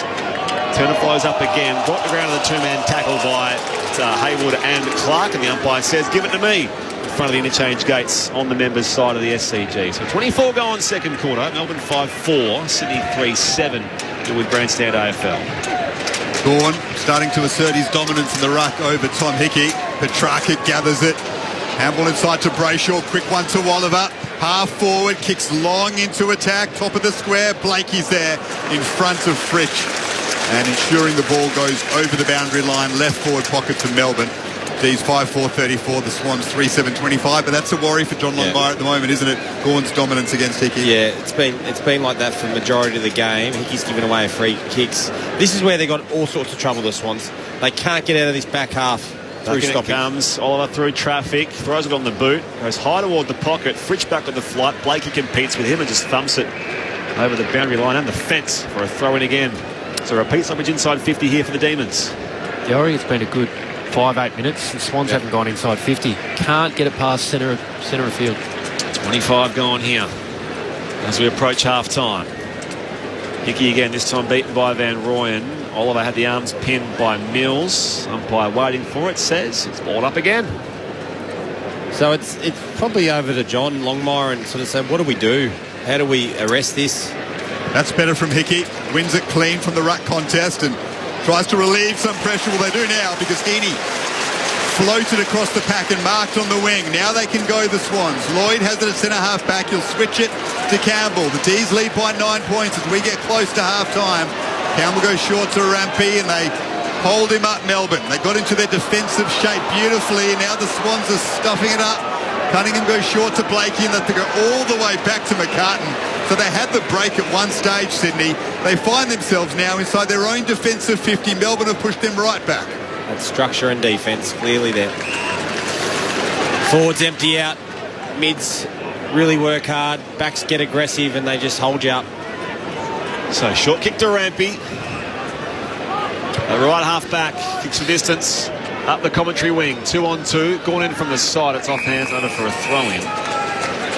The ball stayed in the wide expanses of the SCG. Between the arcs so much of this second term, which Melbourne had control of. Only 9 points though. John Longmire coaching from the boundary as well. So both senior coaches are this afternoon. It's a perfect day for footy in the Harbour City. Back in it comes. Hickey and Gawn. Parker first grab hands to it. Back to Warner. Escapes the clutches of Petrarca. Through traffic. Did well. Warner. High ball inside attacking 50. Needs a mark. A little too deep for Marty. Good spoil from May. At the drop. Clark there for the Swans. Out wide here. Cunningwood a kind bounce. Now with Fox lurking nearby. Hand pass off to Stevens. Has Chandler for company. Turns blind again. Goes inside attacking 50. Up in front. McDonald. Second bite. A young Logan. And he'll take a set shot here from 20 out. Slight angle left of centre. Well, I thought they'd cost themselves the opportunity to get a good free player inside 50 because they mucked around with the ball a little bit again. Then the Swans, rather than trying to get in before Melbourne got the numbers back, but McDonald was just able to float across and get that nice strong mark in front. He's probably the one forward that has looked dangerous, has looked like a player that's going to take a contested mark. Precious momentum as we hit half-time. His second goal this afternoon. McDonald, he lines up the kick, makes the goal umpire work, and there's a reason for that. He's at the post. And an accurate Sydney Swans are kicking themselves out of this game. It's only 8 points the difference, though, and a low-scoring affair so far. It's Melbourne 5-4-34. The Sydney Swans 3-8-26. Goal kickers so far for the leaders. Fritsch has 2. Singles to Brayshaw, Melksham and missed there for the Demons. 2 for Melksham, of course. So 2 each for Melksham and Fritsch. 1 to Angus Brayshaw. While for the Sydney Swans, it's those 3 majors to McDonald, Mills and Goulden for the first half of footy so far. Earlier in Adelaide, Port beat Richmond by 31 points, which means they've locked up third. They'll face Brisbane away at the Gabba in the qualifying final. Well, it's Collingwood v Melbourne. Regardless of what happens here today, it's Collingwood and Melbourne in the qualifying final in the first week of the finals. Well, the Swans are still playing for their right to host a final and finish 6th in the first week of this 2023 final series. Carlton and the Giants still to come at Docklands to finish off the home and away season. In the meantime, your experts at halftime here at the SCG, Jason Sannington and Mark McVeigh. Well, we had a real arm wrestle through that quarter, I think. Melbourne probably had the better of the play, or at least more time in the front half. Like you mentioned through the call, Spike, they just set up super defensively well behind the ball. So every time the Swans tried to break out, they just couldn't get through. Melbourne just kept sending it back in. Eventually able to take some opportunities, stoppage goal, or, trying to invent something up there that came through, but it was an arm wrestle. No one really got some great flow going. I think the Swans have struggled when they have got it in the front half, just with their inside 50s. I know you've been shaking your head a few times, so just kicking it in deep rather than trying to find another spot up. We saw early in the first quarter when they were able to get it off the line and move it quick. That's when they got their advantage. They just got no opportunity through that quarter to get some of that ball movement going, the Swans. Well, I think Melbourne got what they wanted. They wanted to get in their front half. They wanted to have a repeat stoppage over and over again, set up the ground, force the Swans to dump it to them, and then they go back in. For me, I don't think at half-time Simon Goodwin changes too much. I think he'd be pretty happy. He goes, we're owning the ground, we're living in our front half. There'll be a couple of tweaks here and there. I think it'll be John Longline and his team going, okay, what's hurting us? Okay, we can't get it out of our back half. How do we generate more inside 50s? I'm not sure what the inside 50 can. 32 to 24, is that right? I think it's 32 to 24. I'd like to see the Swans just have a set 6 forwards. Don't send one up. Make all the Melbourne backs accountable. So when the ball does come out, when they did it once, Heaney took a really good 1v1. Yep. But he couldn't go anywhere. They had no one to go to. They had no one to go to, and Melbourne actually had a spare behind the ball. Can they have 6 forwards, compete in the air, and then when they do win it, they look up and they've got numbers ahead of the footy to try and win it? I think that's what they've got to sort of maybe look at. We're going to see the legendary Lance Franklin brought out onto the SCG in a moment, which will be a fantastic occasion, not just for the fans here at the SCG, but for everyone in footy. But we look at McDonald, Amati, McLean, developing young forwards. But when teams block up Sydney's space and flood back, they don't seem to have that consistent, reliable marking outlet yet, do they? No. It seems that Gold Coast did this as well to Sydney a couple of weeks ago and held on for almost 3 quarters. Is that an issue for the Swans? Well, I think we spoke about McLean and Amati need to get their hands on the ball more. Logan's been the one, really. And I think Amati's just got to be stronger in the end. So is McLean. He's got his hands on it 2 or 3 times. That's the next step for their development.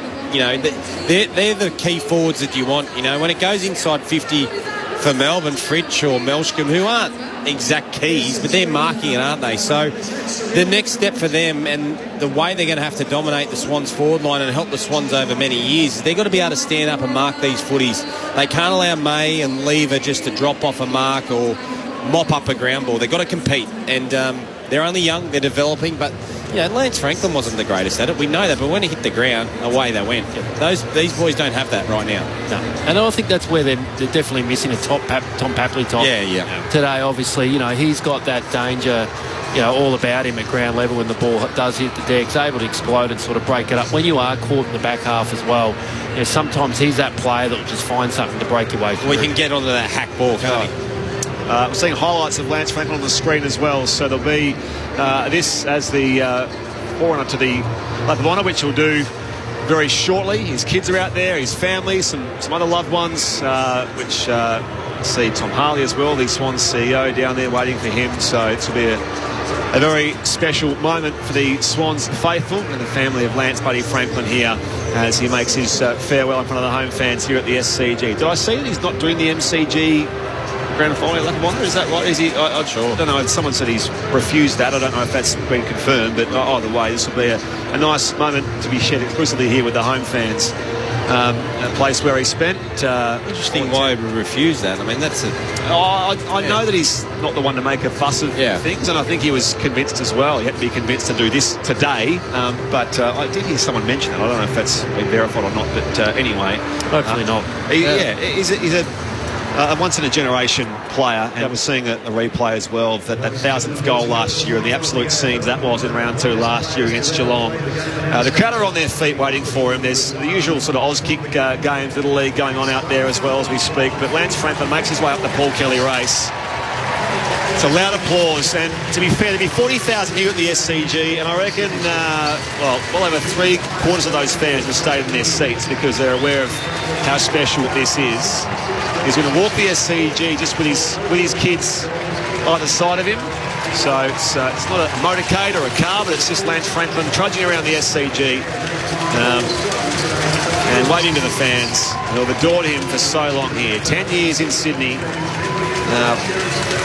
He had 19 seasons, 354 games. His roll call of stats is just immense. As he makes his way in front of the members' stands down in front of us, out there with his wife Jacinta.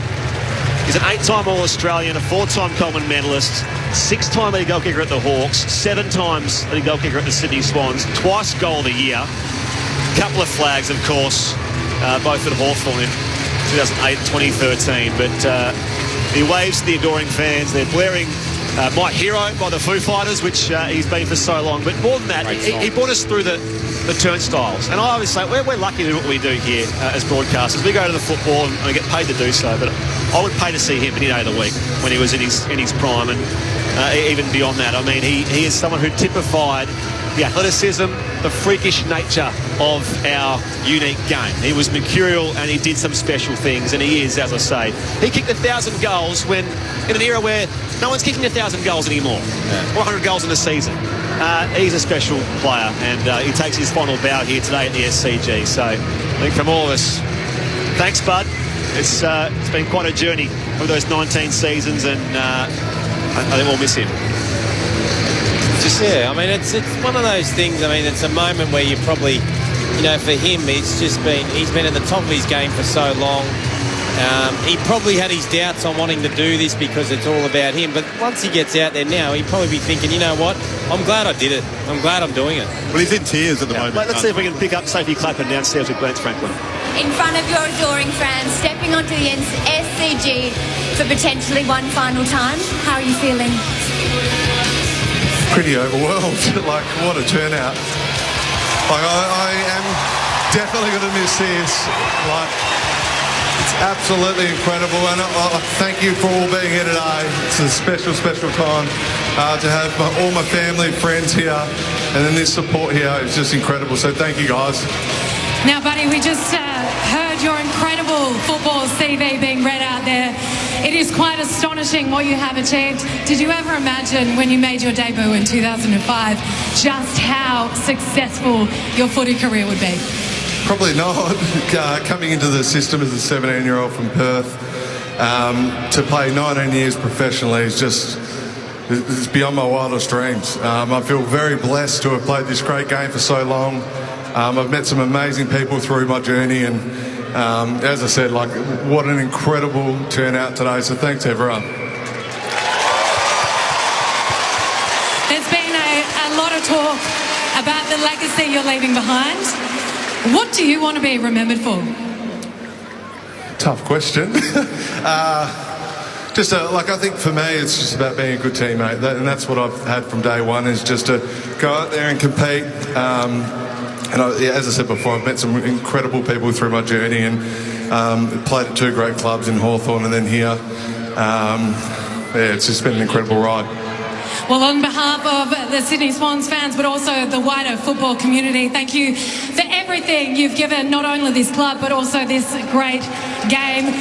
Sydney Swans fans, the greatest showman, put it up. Buddy Franklin. There we go. The emotion is clear. There were tears in his eyes as well as that of his wife Jacinta and their two kids, posing for photos now as they keep lap one going. And it's a standing ovation for, as Lucy Polkinghorne described there, the greatest showman we've seen in the modern era. So, anyway, still game on here, by the way. It's the Demons by 8 points at the halftime break. I think what makes rock stars like Lance Franklin so intriguing is the mystique around them, but you don't always know what they're thinking.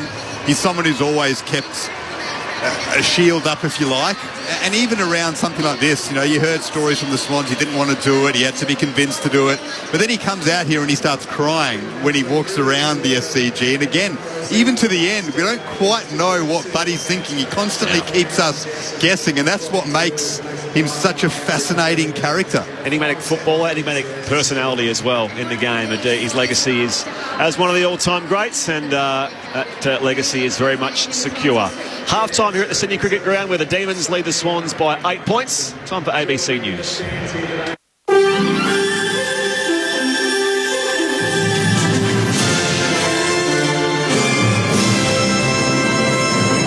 Hello, this is ABC News with David Rowlands. A US Marine is in a critical condition after a military aircraft crashed in the Tiwi Islands north of Darwin. Care Flight has confirmed it transported 3 patients to Royal Darwin Hospital from Melville Island, about 80 kilometres off the mainland. 2 patients are also in a stable condition. Defence earlier confirmed an incident involving a US military aircraft occurred mid-morning during Joint Exercise Predator Run. The exercise involves more than 2,000 troops from Australia, the US, the Philippines, Indonesia and Timor-Leste. A rescue operation is underway after a ute rolled down a hill and struck a tree in Victoria's northeast. Emergency workers are trying to free a man trapped in the vehicle on a property in Limestone. The SES says 2 people have been pulled from the ute, with paramedics and the air ambulance in attendance. Hundreds of people have joined AFL legend Michael Long on his long walk in support of the Yes campaign for the Indigenous Voice to Parliament referendum. Ahmed Youssef has more from the Melbourne Town Hall. Michael Long will walk from Melbourne to Canberra, repeating the 650-kilometre long journey he first took almost 20 years ago. In 2004, the former Essendon player embarked on the long walk to raise awareness of the issues facing First Nations communities in Australia, leading to a meeting with then Prime Minister John Howard. This afternoon, Premier Daniel Andrews and Mr Long's former coach Kevin Sheedy are joining him on the first stage of the walk along the streets of Melbourne CBD. He has invited all Australians, including federal opposition leader Peter Dutton, to join him on his trek to Canberra. Staying in Victoria, where incoming state MP Nicole Werner says the work has already started after winning yesterday's by-election in Melbourne's northeast. The Liberal Party retained the seat of Warrandyte, with Ms Werner receiving more than 57% of the primary vote. Labor didn't field a candidate in the traditionally safe seat. Ms Werner says she spent part of today meeting with parents at a local school that was recently damaged by a fire. I've spent my entire working life serving my community, serving our community, and that's what I want to do as your member for Warrandyte. The work has started for me today. A bail hearing for a man charged over a crash in which 2 young boys died in Sydney on Friday night has been adjourned for 2 weeks. Penny Timms reports. 33-year-old Beverly Hills man Jimmy Martin Brito remains in hospital following the fatal car crash. 2 boys, aged 9 and 10, died shortly after the car they were passengers in struck a tree. A 9-year-old girl was also injured. The man's been charged with 2 counts of dangerous driving occasioning death and 1 count of dangerous driving causing bodily harm by misconduct. The man's lawyer says his client is recovering from surgery and spoke to the mother of the boys this morning, who the lawyer described as being distraught and distressed. The case has been adjourned until September 7, when an application will be made for bail.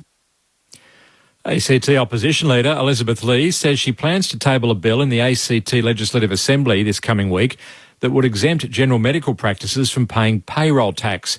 The ACT government has announced plans that would see GP clinics making more than $2 million a year being required to pay the tax, although those that bulk bill more than 65% of patients will be exempt for 2 years. Ms Lee says if the government goes ahead with the plan, GPs will be forced to make grim decisions. That is either to cut services, which could lead to clinic closures, or to pass on the full cost to their patients, and that has been estimated to be up to about $20 per consultation. And of course, as we know, it'll be the most vulnerable members of our community who will feel it the most. Ukraine's military says Russia has unleashed another wave of air attacks on the capital Kyiv and other parts of the country. It says air defences destroyed missiles heading towards the capital. All of Ukraine was under air raid alerts overnight before the all-clear was given around dawn. There's no immediate information about the scale of the attack, possible damage or casualties.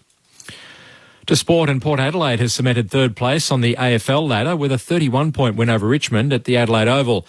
The game was close, with 7 lead changes up until three-quarter time, but a 5-1 final term secured the win for Port. It means Port will face Brisbane at the Gabba in week 1 of the finals in a fortnight's time. And in the NRLW, defending premiers Newcastle have joined the Sydney Roosters at the top of the table thanks to a 22-14 win over Cronulla. The Knights were up 22-0 at home just after the break before the Sharks fought back with 3 straight tries. This is ABC News. Hey, it's Declan and Lavender from Sport and Spice, where the chat is well seasoned. Spicy even. Every week we keep you in the loop with the juiciest and most important and sometimes most ridiculous sports stories around. We also chat to plenty of amazing athletes along the way. People are uncomfortable having the conversation with the person that is struggling. A lot of the stuff at the moment in netball is not positive. As I got there, I did see a croc jump from the bank into the water. Sport and Spice. Find it on the ABC Listen app or in the podcast store under the Best of ABC Sport. Grandstand AFL. Now streaming every match on the ABC Listen app. Look for the AFL button. Next start McCartan, out the drop Warner, comes now to Mills, who's 45, eyes the goals off a couple of steps, and Callum Mills rides it all the way home. The lead can change hands again. Plays on now, Clayton Oliver. White last week, taken by Finn McGuinness, goes high inside, 50, strong grab by Melksham. 40 out in a 45-degree angle in the right forward pocket. The tense contest so far, the lead changing hands. Kicks from 45, on its way. The set shot is straight and true. Melksham's got 2, and Melbourne goes back into the lead. Campbell, the shot umpire says play on. Hand pass comes from Viney to Brayshaw. Melbourne, snap-on goal here from Viney. Viney and Brayshaw combine, and Brayshaw with the goal. The 2023 AFL season. On radio, ABC Sport Digital, and now streaming on the ABC Listen app. There are 6 quarters of football left this AFL men's home and away season. It's the Demons by 8 points over the Sydney Swans here at the Sydney Cricket Ground. You're with Brett Sprigg, Daniel Garb, Mark McVeigh, Jason Saddington, Declan Byrne on this sunny Sunday afternoon, which is about to become Sunday evening. Of course, the Giants and Carlton still to come. Well, Carlton Giants at Docklands. The Giants playing to secure their place in the top 8 off the back of the Bulldogs win against the Cats last night. Earlier, Port Adelaide defeating Richmond by 31 points means the top 4 is set. Collingwood, Brisbane, Port Adelaide and Melbourne. So the D's, regardless of the result here today, can't be displaced or go any higher or lower from 4th. And the top 4 is set. Carlton in 5th. That will stay as is, such as the mathematical probability for the Swans to get that high. But the Swans playing for a home final. It's desperate stuff, down by 8 points at the major break. We've just seen Lance Franklin complete lap of honour at the SCG in front of the adoring fans. I say most of the 40,000 stayed in their seats, and stood to applaud as he made his way around the venue with his wife Jacinta and their 2 kids, Tallulah and Rocky. And it was a nice moment here for a very special player in the history of AFL football. The teams are out there. Second half is not too far away. Keep your texts coming, 0437 774 774. As we get closer to the end of this home and away season. As I say, still a massive game to come. Carlton and the Giants. Colin Mendel as well, we decided. So Charlie Curnow and Taylor Walker having a day out last night against West Coast makes that interesting. So we'll see how all that ends up. In the meantime, Garvey, a few more numbers as the third term not too far away. Well, on the live ladder, the Swans are currently playing the Saints away in a elimination final. And if they win, they jump above St Kilda and play here at the SCG. But we wait, of course, for Carlton and GWS if the Giants win. They knock the Bulldogs out. But if the Swans lose, the Giants actually go above Sydney into 7th. And the Swans will play Carlton away. And the Giants will play St Kilda away if they can get up. If the Swans lose this game, that is. And the Giants win. And the Giants, if win by enough, they can finish. They can finish sixth potentially. If they win by enough, they can get a home final too. So I think it's got to be plenty over 45 points. Yeah, we'll preview that with Matt Clinch and the team coming up later on. Second half about to get underway. Here's Daniel Garb on Grandstand AFL. Errol Goulden leads all possession getters with 19. Melbourne lead this game by 8 points. Secondary ball up from the umpire. Mills has 15 for the Swans, Cunningham 13. Brayshaw and May with 13 possessions each for the D's. Tom Hickey snaps it forward, but Cozzy Pickett's in the middle, wins the clearance. Left foot snap, bouncing ball now inside 50. Neil Bullen gathers it, tries to get away from Rampy. The handball finds Brayshaw, great smother on his kick by Parker. Fridge gathers it though in the pocket, gets it back to Brayshaw. It's through for a behind, but that would have been a certain goal for Angus Brayshaw had Luke Parker not intervened at the last seconds, and the D's lead is now 9 points as Goulden has it at half-back. It's an equal game high lead, by the way, so it's been tight so far. The corridor towed forward by Oliver. Wicks gets their first low for the Swans, releases Goulden, breaks the Salem tackle, swings it back towards half forward. Langdon cuts across Stevens on the follow-up. It's a hand pass off here towards Lever, and he can pop it beyond defensive 50 now to the chest of Daniel Turner. Right half back here for the Demons. 5-5 plays 3-8 early stages third term at the SCG. Gawn competes with Blakey at the drop. Fox there for the Swans. Stevens hand pass chopped off by Oliver, bounces back for Blakey who tries again.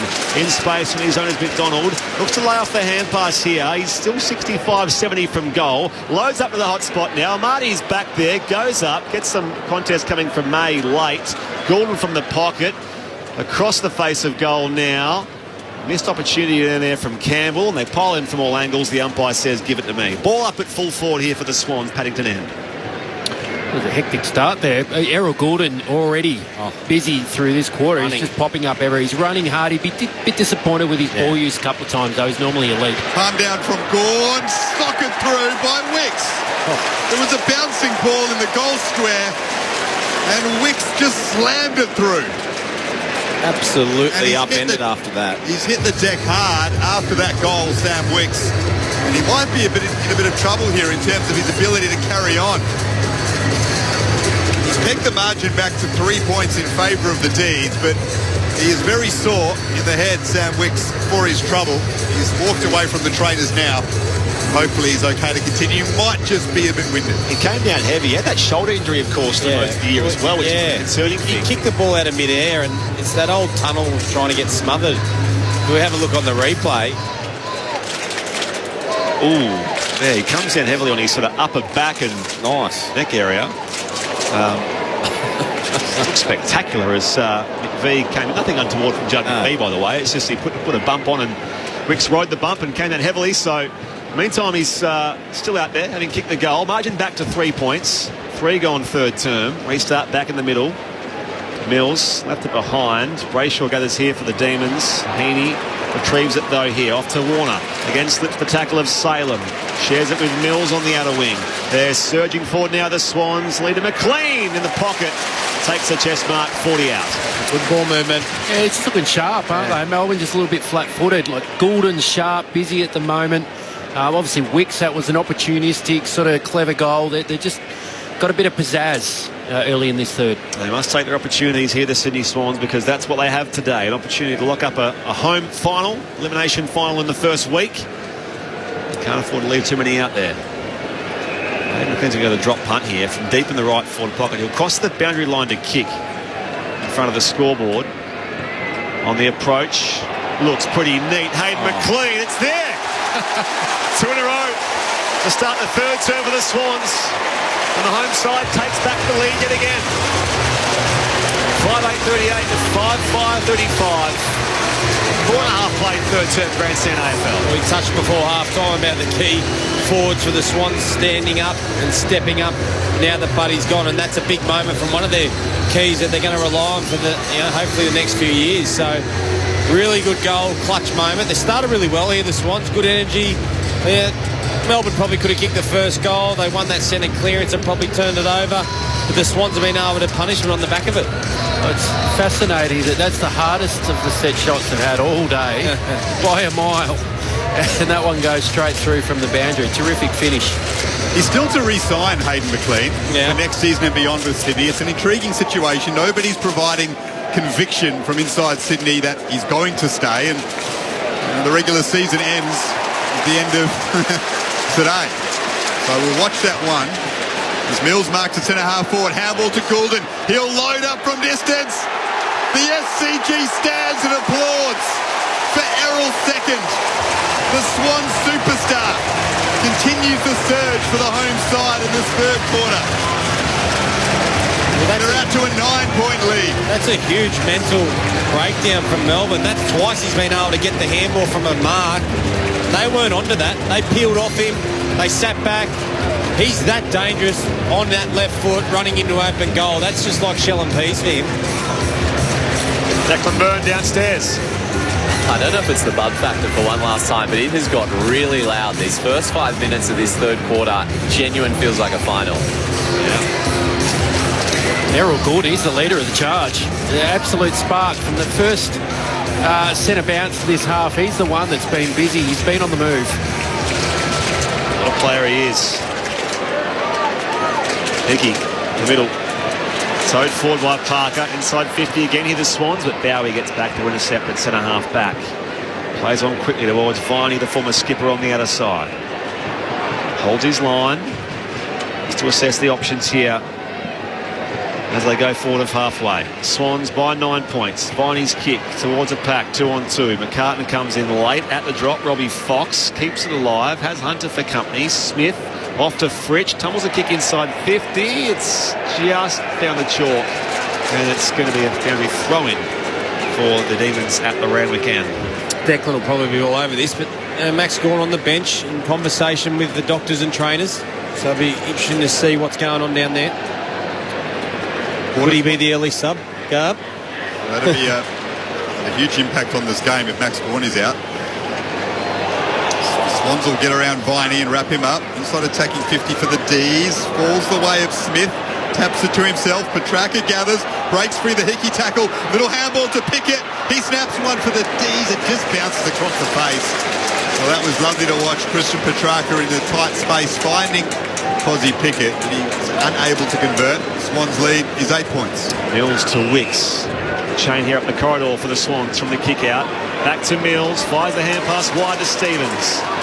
And he comes inside of Jake Bowie. Goes high inside forward 50. McLean plucks it in the left forward pocket, 40 out. This time on the left-hand side of goal. They're playing faster, the Swans. They're playing a lot quicker. They're not getting back off the mark. They're looking forward. They're facing the game. They're taking it on. They want to go into a disorganised Melbourne defence. Well, McLean kicked the set shot from the other pocket a short time ago. He's going to go back and take the drop punt here, this time from the members' side. Pushing off the boundary fence. Hayden McLean from right on the junction of 50. On its way, what was away to the left? Minus score. Swans 6-9-45. Melbourne 5-6-36. 8.5 gone third term grandstand AFL. Well, it's like what we saw at the start of the game, wasn't it? The Swans just moving the ball a little bit quicker, trying to switch it off the line, get some handballs, get it going, and getting it inside 50, some of those one-on-ones. They got stagnant through that second quarter. It's good to see them re-energise their game. Swans well and truly on top in this third term. Strong tackle by Tom McCartan on Van Rooyen. Ball up just outside the centre square, outer wing. Max Gawn still on the bench for the D's, so it's an interesting one. Rowbottom. The clearance. Inside attacking 50 for Sydney. Lever's handball wasn't gathered by Turner. It is by McLean. Now picked up by Sparrow. Will eventually left behind. Goulden gathers it. Short one to Warner. He hits the ground running as a flying shot on goal. But it is over the boundary line and out of bounds on the full, down to Declan on the boundary.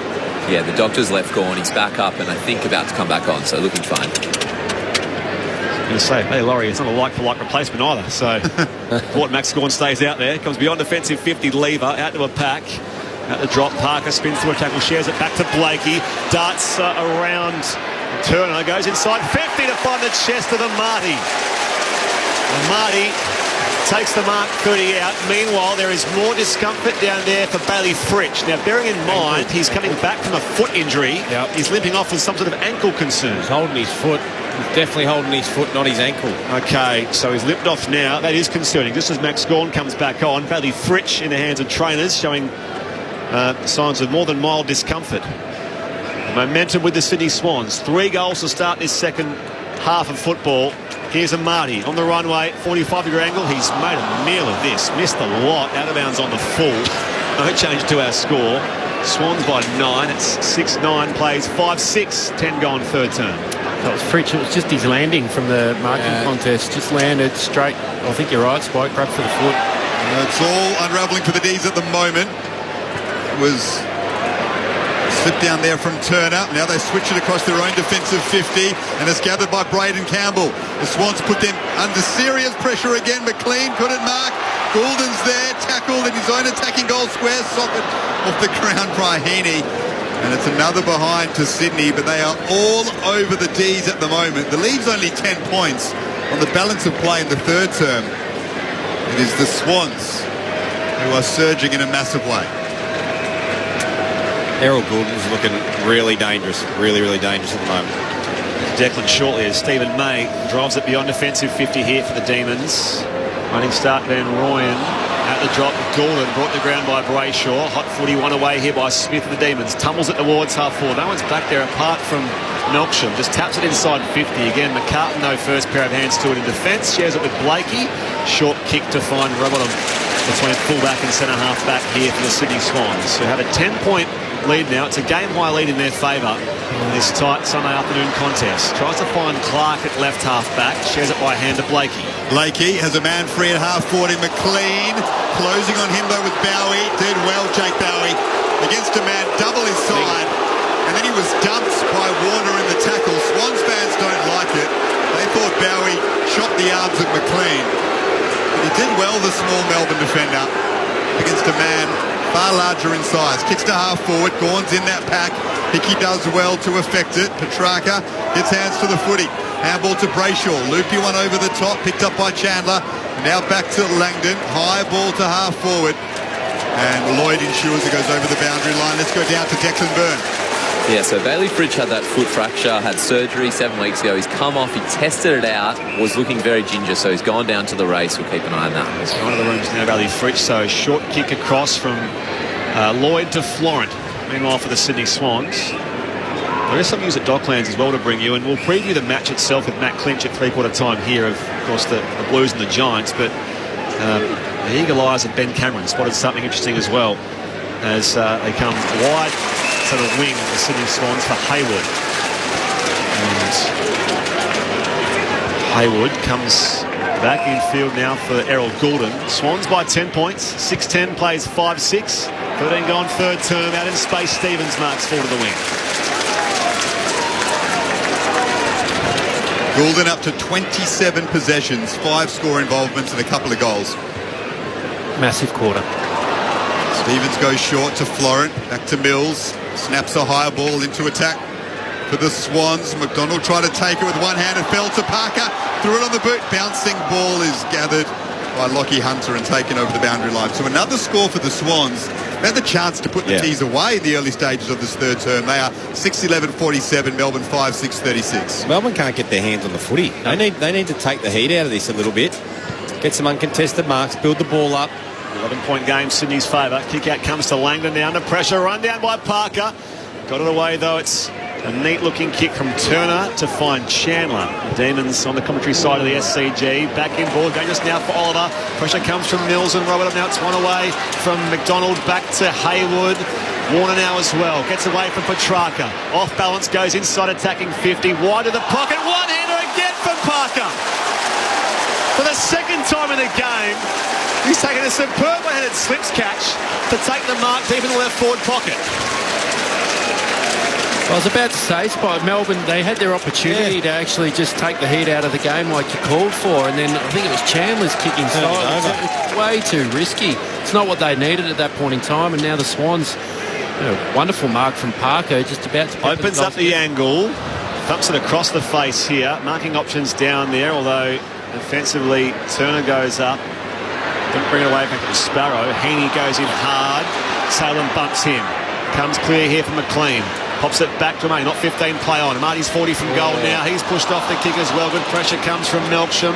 The ricochets back to Rampy. Swans go back inside 50. Big leap from Lever with a spoil from behind on McLean. And now Hunter can clear for the Demons. Hunter's kick bounces at the shoelaces of Petrarca and he failed to gather it. So the Swans win it back. And once more, they'll put Melbourne under pressure.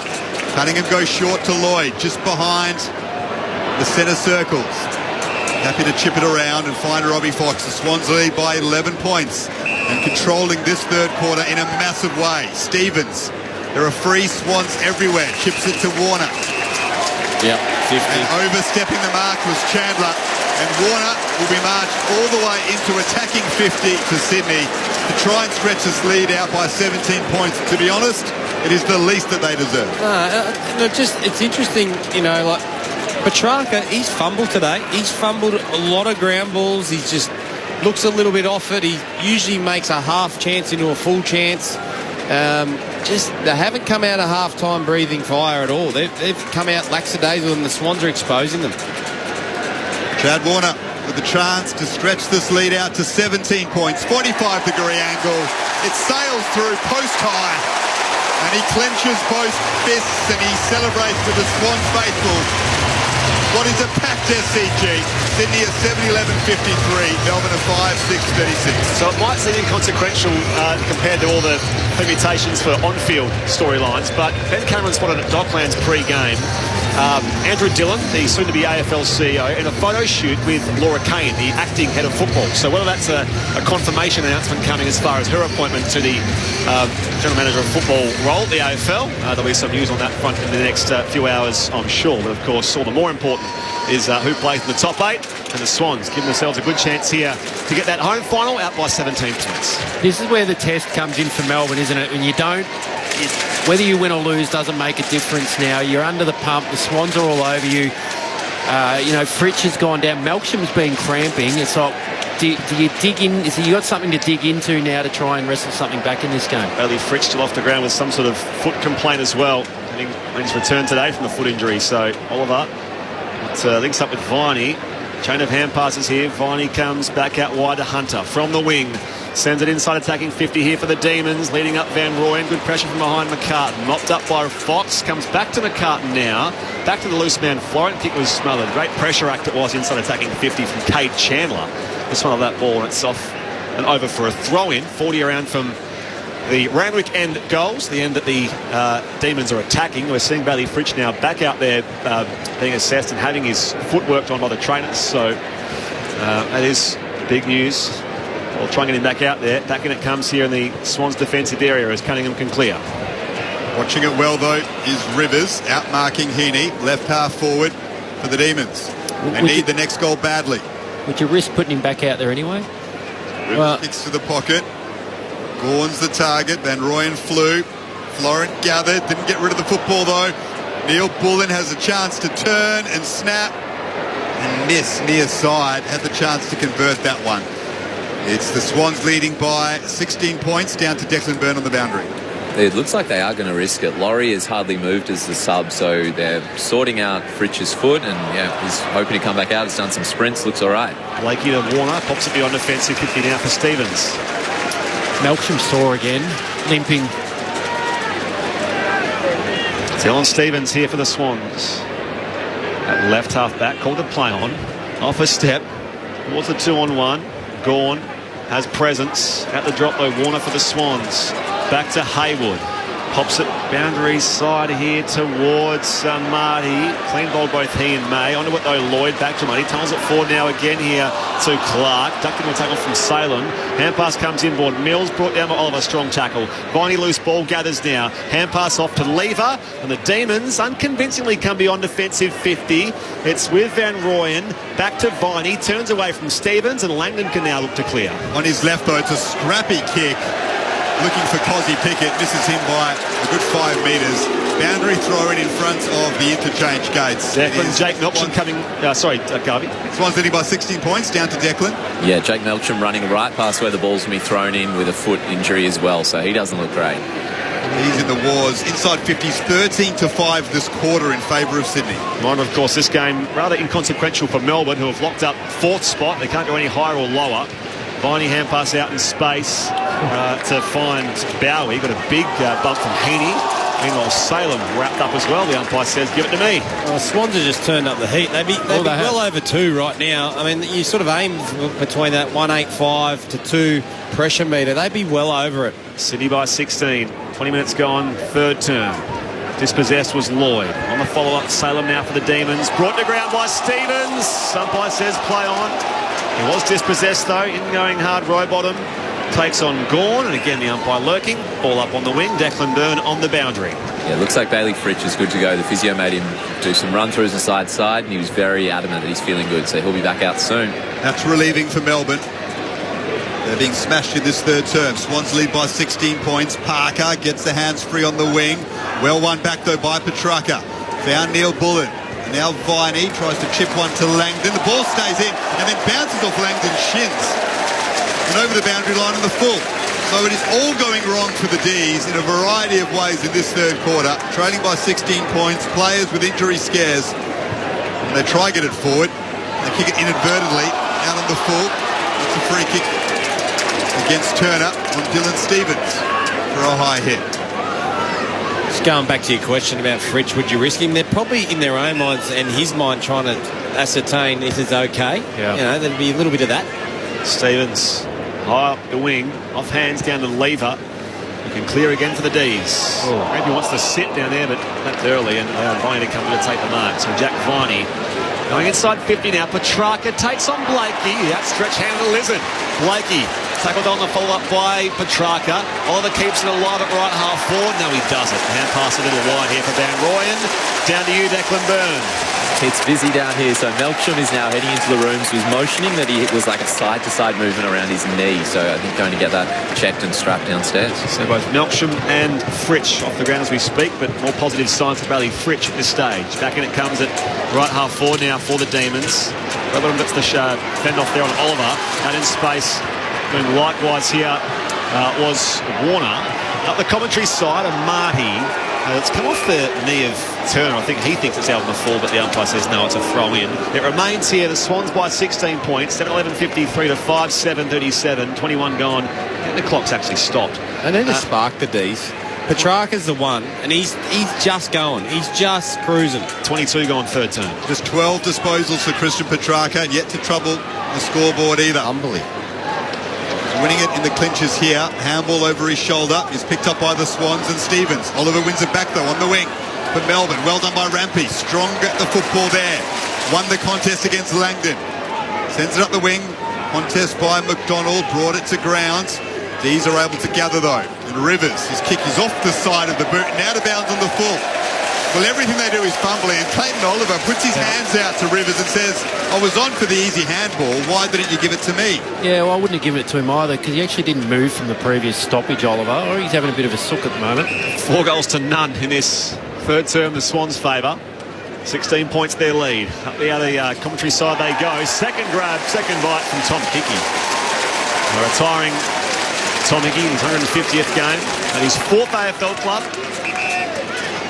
Call to play on now. He comes toward the flank. May goes up. Out the drop though, Stevens with the Swans. Tumbles it back to the corridor now. Hunter competes with Campbell in the goal square. Gordon couldn't quite get there. It does bounce clear. Was that going to be off? I'll see whether it was actually that kick from Dylan Stevens that found its way all the way to the goal line. It's gone through for a goal. Was it touched, though, by Hunter? Yeah, it was. So that will be a behind. We'll wait for confirmation, though. Declan Byrne, back down to you. The physio who went down the rooms with Melksham has come back and just said to the bench, sub. So I think Bailey Laurie is coming into the game any second now for the Demons. Okay. Yeah, thanks for that, Deck. So confirmation, that's a point. That last attempt, well, it wasn't an attempt at the goal, but it found its way there from Dylan Stevens, and it's the Swans by 17 points here. 24.5 played, third quarter. Melksham to be subbed out. That's a worry for Melbourne fans. Big leap by Blakey. Couldn't quite take the mark. Half forward after the kick in on the D's. Ryan Clark slaps it forward, though, into attacking 50. Strong tackle on Bowie by Goulden. You're not breaking free from an Errol Goulden tackle at the moment. Not with his confidence right now. Have a ball up, right forward pocket for the Swans. Melksham's been an important addition to the Melbourne forward line in the second half of the year. That is a concern before they take on Collingwood in a qualifying final in a couple of weeks. Well, it is, and Fritsch is back out there now, but if he's struggling as well, it is concerning for their forward line as you head into September. And down here, Oliver tries to clear for the Demons. Viney can gather. Again, a hurried kick, though. McCartan back with the flight, and Smith coming the other way. Roved here, though, by Blakey. Sends Sydney back inside 50. Amati's second bite won't pull it in. And it's off hands over for a throw-in. 45 around from Paddington end. Goals, which the Sydney Swans were attacking in this third term. 17 points is the home side's lead. We've played now 25.5 minutes in this third quarter. The clock still says 22 minutes, though, so there'll be a bit of confusion when this quarter ends shortly. Back in it comes. Bowie sends the hand pass out wide. Viney was smothered here by Parker. And it's a throw-in again in the right forward pocket for the Sydney Swans. Well, it's almost been the opposite of the second quarter spike. It's a complete role reversal. The Swans are just hamming Melbourne in. Melbourne can't get out of their defensive 50. Every time it comes out, Swans are set up and sending it back in. Absolute role reversal from what we saw in the second. Yeah, I've got real concerns over Melbourne's output here. It's dropped right off. May tries to clear. Trouble, but it's marked by Cunningham. He just dropped it at the last moment. He looked like he'd be able to reel it in. There's Petrarca at half-back. Handball to Neil Bullen. Swans keep pressurising. Lloyd with the smother. Petrarca's able to gather, though. Finds Brayshaw, the kick to half-forward. Looks for Smith. Floating across, though, is Tom McCartan, who's been excellent. The Swans are not giving Melbourne a second to breathe at the moment. They are suffocating them across the SCG and lead by 17 points. Well, it's interesting to see what they've done with Petrarca as well. He's not playing in the midfield. He's playing forward a hell of a lot. Big lad cheered at Paddy McCartan as well on the big screen. The less heralded of the retiring players from the Sydney Swans this year. Of course, we saw Lance Fratton's up Warner as Petrarca bursts through the traffic. 45 from goal. Fires on goal. What about that? Their star player, Christian Petrarca. Drags the D's back into the contest with a late goal in the third term. And that's what we wanted. It was bound to happen. He's a champion of the game. He looks like when he bursts out, he's got more speed and power than most. He's the most likely. He spent all his time forward. He was fumbly. He needs to get up more in the play. Now, I don't understand the reasons why, but he's the one. He's the most likely for sure. They don't have a key forward marking the footy down there. That's their first goal of the quarter. Margin now 11 points Sydney's way. 7-12-54 plays 6-7-43. 28 minutes gone in this third term. Big Brownlow chance, Christian Petrarca. Number 1 in the comp to score involvements. Number 2 for goal assists. Number 3 for inside 50s. He'll be a 4-time All-Australian next week. Just maybe on Brownlow night. He'll have that medal around his neck. Set to challenge the likes of Nick Dacos, Marcus Bontempelli and some others. Here's Brayshaw in the middle of the ground. Melbourne have pegged the lead back to 11 points. Late stage to the third term. Rampy's tackled well by Smith. Ball up, right half forward for Melbourne, who have come to life finally late in this third term. Well, if they can pinch another one here at the end of the quarter, it's amazing that they've held in there. Petrarca again wins the footy. Bursts back away from Robbie Fox. Centering ball for Cosy Pickett. A little too hot, couldn't trap it. Although shining up, having a shot at goal here is Matty Laurie. Misses to the right-hand side. Minor score, but Melbourne peppering away here. Closing the gap on Sydney's lead, which is now 10 points. 29 minutes gone in this third quarter. Was to super sub there, Bailey Laurie. The D's are staying in this game. Margin just 10 points. Robbie Fox's kick is to the wing. Hickey punches it away from Gawn, sits up in front of Viney. Wicks tackles him. Ball in dispute at centre-half forward. Goulden got the hands free and got it to Rowbottom. Quick 1-2, Ryan Clark back to Rowbottom. Loops it over the top to Parker in the middle of the ground. Now finds Goulden. Can he kick a third? Looks for an option on a lead instead. It sits up for Hayward. Left forward pocket, wheels around, kicks a high ball. Rowbottom charges at it, made a contest of it. Wicks tried to rove, Neil Bullen gathered instead. Handball to Rivers, gets it back from Laurie. And Rivers exit defensive 50 and finds Smith. Smith on the wing. Nothing up ahead, so he does wait. Now sends it back towards centre-half forward. Skids out in front of Petrarca. Unkind bounce. Lloyd goes with him. Petrarca now has Viney with support, although Viney runs the football now. Blakey goes in hard, wrapped up by Laurie. The umpire ball up at centre-half forward here for the Demons. And a minute left in this third quarter. Sydney by 10 points at the SCG. Up it goes. Hickey and Gawn out the back towards Parker. Up and under kick. Landed the centre circles. Off the bounce of Daniel Turner. Now Wicks involved. Couldn't get clean possession of the football. Parker through traffic. So too Oliver. Shares it back here to Judd McVie. Demons are away here through Laurie. Up inside 50. Cozzy Pickett. Strong grab. Eyes for the ball. Got up there. Took a big, tall chest mark. And he's 35 out directly in front. By the way, some concerning team news for the Giants at Docklands. No Sam Taylor tonight, out with a hamstring. So that's a massive game, of course, playing for their place in the top 8. We'll get more from Matt Clinch to preview that game shortly. Just the one player you want. The one player that was playing. Meanwhile, Melbourne wrestle some momentum back here before three-quarter time. Isaiah Pickett on the approach. He makes no mistake. Oh, hang on. Goal umpire didn't actually signal. He thinks it's a goal, and he was directly in front, Cozzy Pickett, so he's pretty confident, but we'll go to the arc just to make sure. The goal umpire, that's a goal. Unless the goal umpire thinks it shaved the post. I reckon he's right to go to it, though, isn't he? I think after last week, you'd probably have to. Just like it's... The brief would have been...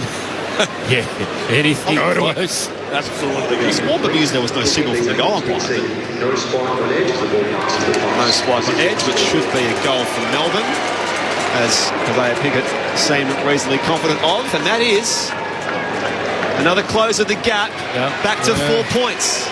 So the Swans, who kicked 4 unanswered goals in the first 20 or so of this third quarter, have watched that lead get whittled back to just 4. 7-12-54 to 7-8-50 with three-quarter time looming here at the SCG. The two players that have got it back, I reckon, are Viney and Petrarca. Viney's worked extremely hard in the contest. Petrarca's the finish and the cream. They've got them back in the game. Remarkably. They're 4 points down, remarkably. They were nowhere. They were almost packed it up, done and dusted. The Swans' pursuit of a home elimination final is not coming easily. Dominated the majority of this third quarter, but a couple of quick goals from the Demons means it is just 4 points the margin in favour of the Swans, who are 7-12-54. Melbourne 7-8-50. Gawn wins the clearance, bouncing ball to centre-half forward. There is a three-quarter time siren. We are set for a thriller here at the SCG. Swans desperate to win to get a home final, and won't Western Bulldogs fans be just a little bit delighted at the news that Sam Taylor's out, which makes the Giants' hopes of beating Carlton all the more difficult. Well, he's their most important player, arguably. More on that shortly. Goal kickers here. Melksham has 2. He was subbed, though, in that third term for the Demons. Fritsch also has 2 and had some discomfort with his foot. Singles to Pickett, Brayshaw, Petrarca with that great goal in that third quarter as well. Meanwhile, for the Sydney Swans, Goulden has a couple of both great goals as well. Donald has 1 goal. So too McLean, Wicks, Mills and Warner all on the board for the Swans, who lead by just 4 points. 7-12 plays 7-8 at the final change. This is Grandstand AFL. Since time began, humans have asked the big questions. Does feeling cold make you more likely to catch a cold? Is my phone secretly listening to me? Should you keep the tomato sauce in the fridge? Any question you ask, these humans will find you the facts. What came first, the chicken or the egg? Whatever it takes. 3, What the FAQ starts Wednesday, August 30 on ABC TV and streaming on ABC iView. Grandstand AFL. Now streaming every match on the ABC Listen app. Look for the AFL button. Palm down from Gawn, socket through by Wicks. There was a bouncing ball in the goal square, and Wicks just slammed it through. To Warner, against the tackle of Salem. Shares it with Mills on the outer wing. They're surging forward now, the Swans. Leader McLean in the pocket. Takes the chest mark, 40 out. On the approach, looks pretty neat. Hayden McLean, it's there! 2 in a row to start the third term for the Swans. And the home side takes back the lead yet again. Mills marks a centre-half forward. Handball to Goulden. He'll load up from distance. The SCG stands and applauds for Errol second. The Swan superstar continues the surge for the home side in this third quarter. Marty takes the mark, 30 out. Meanwhile, there is more discomfort down there for Bailey Fritsch. Now, bearing in mind, he's coming back from a foot injury. Yep. He's limping off with some sort of ankle concern. He's holding his foot. Definitely holding his foot, not his ankle. Bailey Fritsch in the hands of trainers, showing signs of more than mild discomfort. There are free Swans everywhere. Chips it to Warner. Yep, 50. And overstepping the mark was Chandler. And Warner will be marched all the way into attacking 50 for Sydney. Chad Warner with a chance to stretch this lead out to 17 points. 45-degree angle. It sails through post high. And he clenches both fists and he celebrates with the Swans faithful. Yeah, Jake Melksham running right past where the ball's going to be thrown in with a foot injury as well, so he doesn't look great. Trucker bursts through the traffic, 45 from goal, fires on goal. What about that?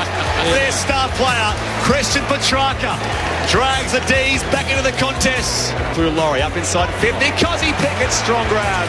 Melbourne wrestle some momentum back here before three-quarter time. Isaiah Pickett on the approach. He makes no mistake. The 2023 AFL season. On radio, ABC Sport Digital. and now streaming on the ABC Listen app. Great to have your company right across the nation and beyond here on Grandstand AFL as the curtain comes down on this AFL men's season. The home and away season, still some puzzle pieces to fall in place. At Docklands next up, Carlton and the Giants. Matt Clinch, tell us all about it. Good afternoon to you. With the Western Bulldogs defeating Geelong last night, the last spot in the finals comes down to the final game of the home and away season. The Giants need to win their way into September with a victory over the Blues this afternoon. There is also a possibility the Giants can jump past St Kilda on the ladder. They need to win by around 7 goals, and the Swans would have to do their part of the equation as well. We'll keep you across all the scenarios, but the Blues can't really move from 5th position unless they were to lose by a margin of over 10 goals. The breaking news is that Sam Taylor is out with a hamstring injury. So Toby McMillan comes into the side, and Nick Haynes will be the tactical sub for the Giants, and Caleb Marchbank for the Blues. So Charlie Curnow needs just 1 goal to draw level with Taylor Walker in his claim of back-to-back Coleman medals. Obviously 2 to win, but no Sam Taylor. So all of a sudden that matchup looks more intriguing. The Blues with the return of Walsh, Chera and McGovern, but missing is amongst Patrick Cripps, Doherty, Marchbank, Pitnet and Motlop. And Stephen Coniglio becomes the 5th Giant to play 200 games as one of their inaugural players. So we're expecting 40,000 under the roof tonight. I did see the odd Western Bulldogs fan, of course, who's cheering for the Blues tonight. So it'll be much watch, much listen footy this afternoon. Looking forward to Brett Delidio and Mark Murphy being here alongside Corwin Middlemass and Ben Cameron. A must-win for the Giants. We'll bring it to you next. Positions 6, 7 and 8 still on the line in the last 5 quarters of this 2023 home and away season. It's a margin of 4 points here, the Swans' favour. One more thought from Mark McVeigh and Jason Staddington. Well, I just think the Swans have got to throw everything at this one. I think Melbourne are going to be staunch. They got their game going in the end. Petrarca's gone into the middle of the ground with Vine and Oliver, so their stars are all in the middle of the ground. It's a massive last quarter coming up. And what we saw from that quarter was the Swans just had a bit more energy with their ball moving. Goulden was very, very important. So they need to stay sharp. They need to move the ball around, the Swans. And, plenty to play for. Home final. Sub was made in that third term for the Demons, so no Jake Melksham. That's why Paddy Laurie is out there. He's been involved in the contest as well in that third term late. Paddy Laurie. Still no sign of sub movement for Aaron Francis at the Swans. With the Swans playing for a home final in 2 weeks' time. Didn't have one last year until the prelim. Of course, they won their away qualifier. 4th term underway. with just a 4-point margin in the home side's favour as they win the clearance. Mills pops it inside 50, but it's a strong defensive grab by Daniel Turner at fullback here for Melbourne. Christian Salem, just the one disposal. Such a damaging player over the years for the D's. This season struggling to give them penetration across half-back. Kick up to the wing. Warren couldn't mark it. Parker couldn't quite gather the football. Oliver does. Handball back to Langdon, and now Gawn just chips one forward and finds Viney on the logo, on the outer wing. Lowers his eyes. Kicks inside 50. McCartan spoils it away from Van Rooyen as he has done all game. But Petrarca has it just inside 50. Shot at goal, goes across the face and out of bounds on the full. So Sydney a 7-12-54, Melbourne 7-8-50. Started the last term down to Declan Byrne on the boundary. And Melcham's just returned from the rooms. No ice, no strapping, so hopefully that knee injury isn't too serious going into finals. It's a couple of weeks off with the bye round. Face the Pies first up, themselves battling their own injury concerns. Beyond defensive 50. Spoil from Turner at the back of the pack. May follows up here to pop the Demons back inside attacking 50 now. It's one away by Neil Bullen. Hand pass Petrarca, who can snap from 35 out. Curls it around. Not quite enough. He misses, does Christian Petrarca. It's a 3-point margin in the Swans' favour. 20 seconds into this fourth and final quarter at the SCG. We sing the praises of Errol Goulden, and he's in great form, but he's got a big match-up in this last quarter on Christian Petrarca. He really worked off him in that moment. Nearly kicked a goal on him. Should have converted though, Petrarca. A little for the Swans. Lloyd kicks up the wing. Petrarca breaks free of the Goulden tackle. Gives it to Salem for just his second disposal. Looks inside and finds Oliver. Marks at centre-half forward. Plays on. Floating ball. Bounces to the top of the square. Rampy couldn't gather. McCartan though supporting. Has turned it over to Neil Bullen. Had strong support though from Wicks, who put the tackle on Neil Bullen. Ball up. Left forward pocket for Melbourne. A little bit tense there between a couple of players. This game got plenty left in it. Plenty of ramifications for the Swans. Chasing a home final. Hickey try to collect it clean from the ruck contest. Lockie Hunter, his kick is smothered. And McCartan will clear the danger. Wobbly kick beyond defensive 50. Heaney got a hand over his shoulder down there from Max Gore from it was McVie. And now it's rolled towards half-back. The umpire will ball up for the Sydney Swans. Their half-back line. But Petrarca's just going around each contest by himself. No one is anywhere near him at the moment, around the ground. Viney. Hand pass is picked off by Warner. They can rebound here from half-back. Goulden hand pass to Fox. The Swans are away now. Goulden with possession number 32 this afternoon. Got involved now, back to Stevens, just for the O'Reilly wing. Gets around Turner, takes on Langdon, Bork still going, kicks inside 50, a little too hot it was for Wicks. That's marked here by McVie for the Demons at half-back. McVie read it beautifully, now finds Petrarca, possession number 24 for him, having a massive second half. High ball, switching play to find Viney. Has a bounce on the wing. Chips it over the head though of Neil Bullen. Poor kick. Rampy's able to gather. Good second effort though from Neil Bullen. He caught Rampy holding the ball. Rampy tried to take Neil Bullen on. Melbourne's number 30 as a man on a lead, all on his own in Bailey Fritsch. And he's recovered from that foot problem as marked and will kick from directly in front, 50 out. That's just knowing your teammate. That's elite connection. He actually knew what he was going to do, put it where he wanted him to lead to. Beautiful kick. Errol Goulden and I reckon Petrarca have shaken hands at the third quarter and said, I'll see you at the end of the game. They're both just going to go head-to-head here. Honours with Petrarca early in this third term. Demon superstar. And a chance for Bailey Fritsch to put the D's back in front. He is one of the best kicks in the competition. His third goal of the game, and that's the best of the lot from outside 50. And Melbourne are 8-9-57, Sydney 7-12-54. The Swans with a massive challenge now to secure a home final. And it's great to see him back out there, Bailey Fritsch. Very concerned for him in that third quarter when he went off with the foot injury. So fantastic to see him back out there and obviously not hampered by it at all. Hugely important player for Melbourne come finals. Hugely important, and he's missed a bit of footy. Come back in today. He doesn't look like he's missed a beat though. He's marked well, he's led well, he's kicked straight back into the fold. Sixth lead change of the game. Still plenty of time left. 5 gone final term. Off the Docklands for the last home and away game. Carlton GWS next. Back in the middle here. Brayshaw competes with Goulden. Goulden finds some space. Looks the Viney tackle.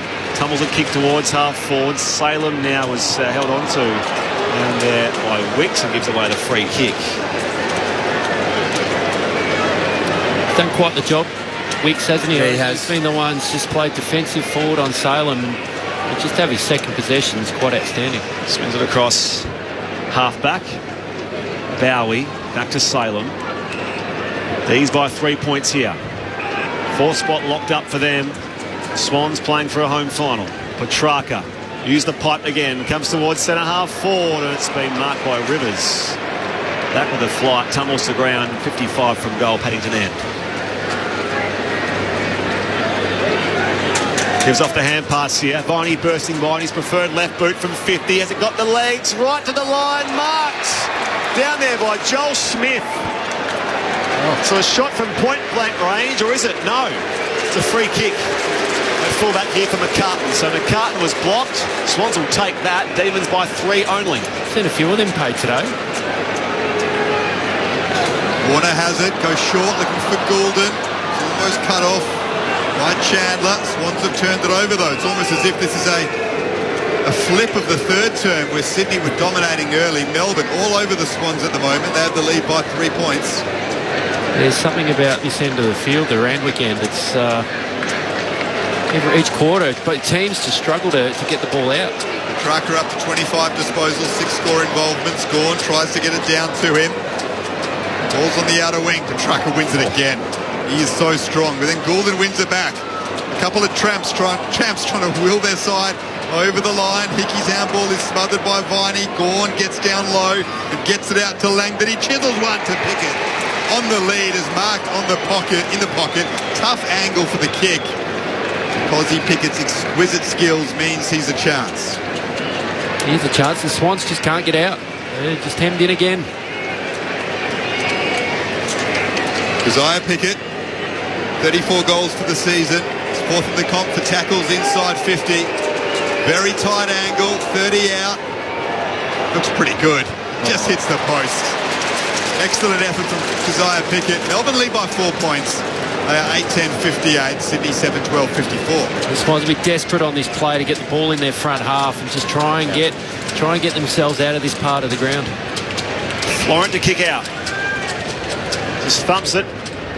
The O'Reilly wing, eastern side of the SCG. Heaney was tunnelled down there by May. Umpire says play on. It comes to Warner. It was smothered by Salem. On away here by Viney.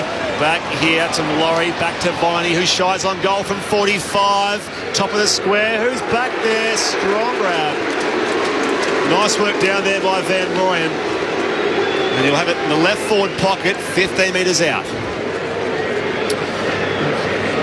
Once again, the Swans just from the kick in, they just couldn't get out. A long kick.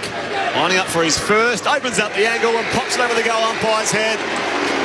And Melbourne with some momentum now. 9 gone final term.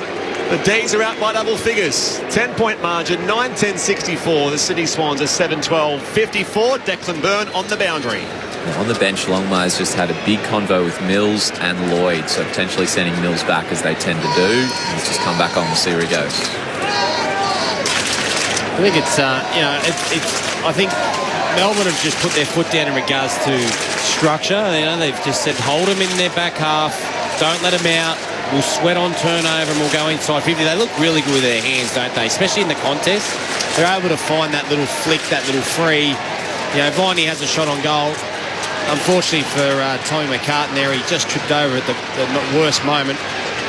Big challenge now.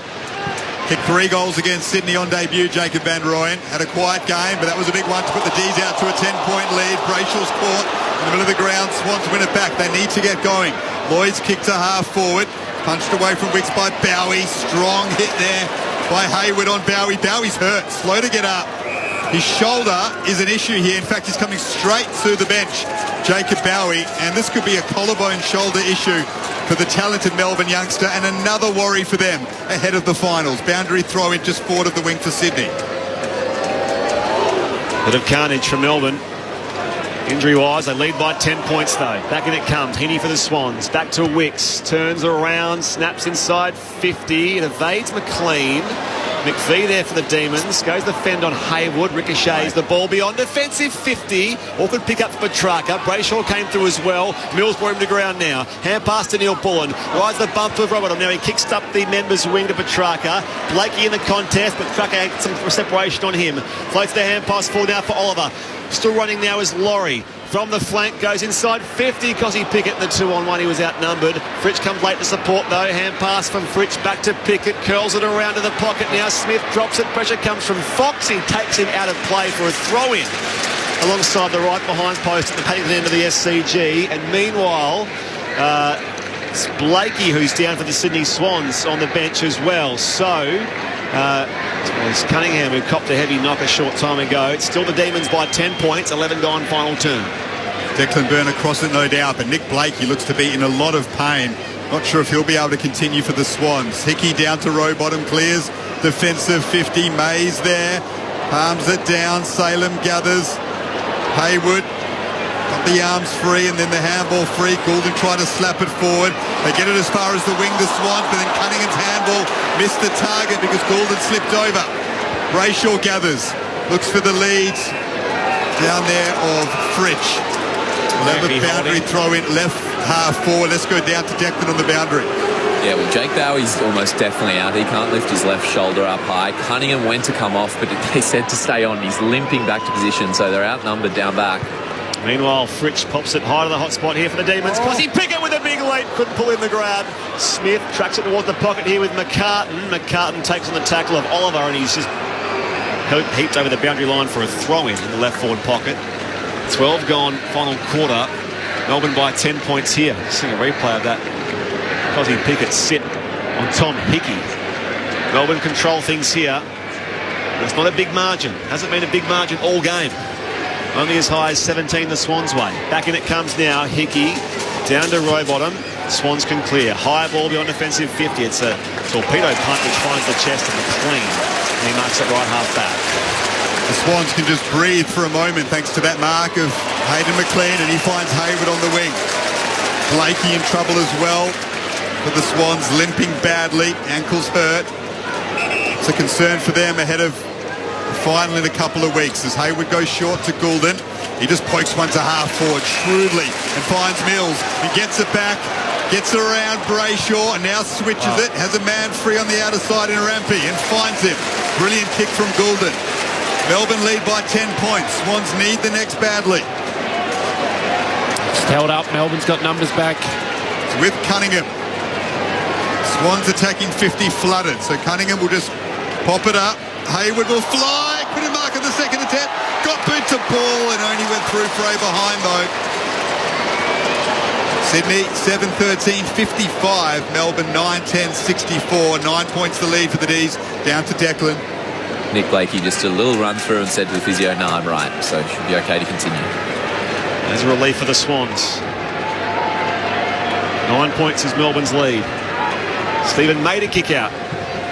All Australian the past 2 seasons. Comes up to a pack on the wing. Gawn competes with Parker. Parker wins it down though. Kicks back inside 50. Heaney!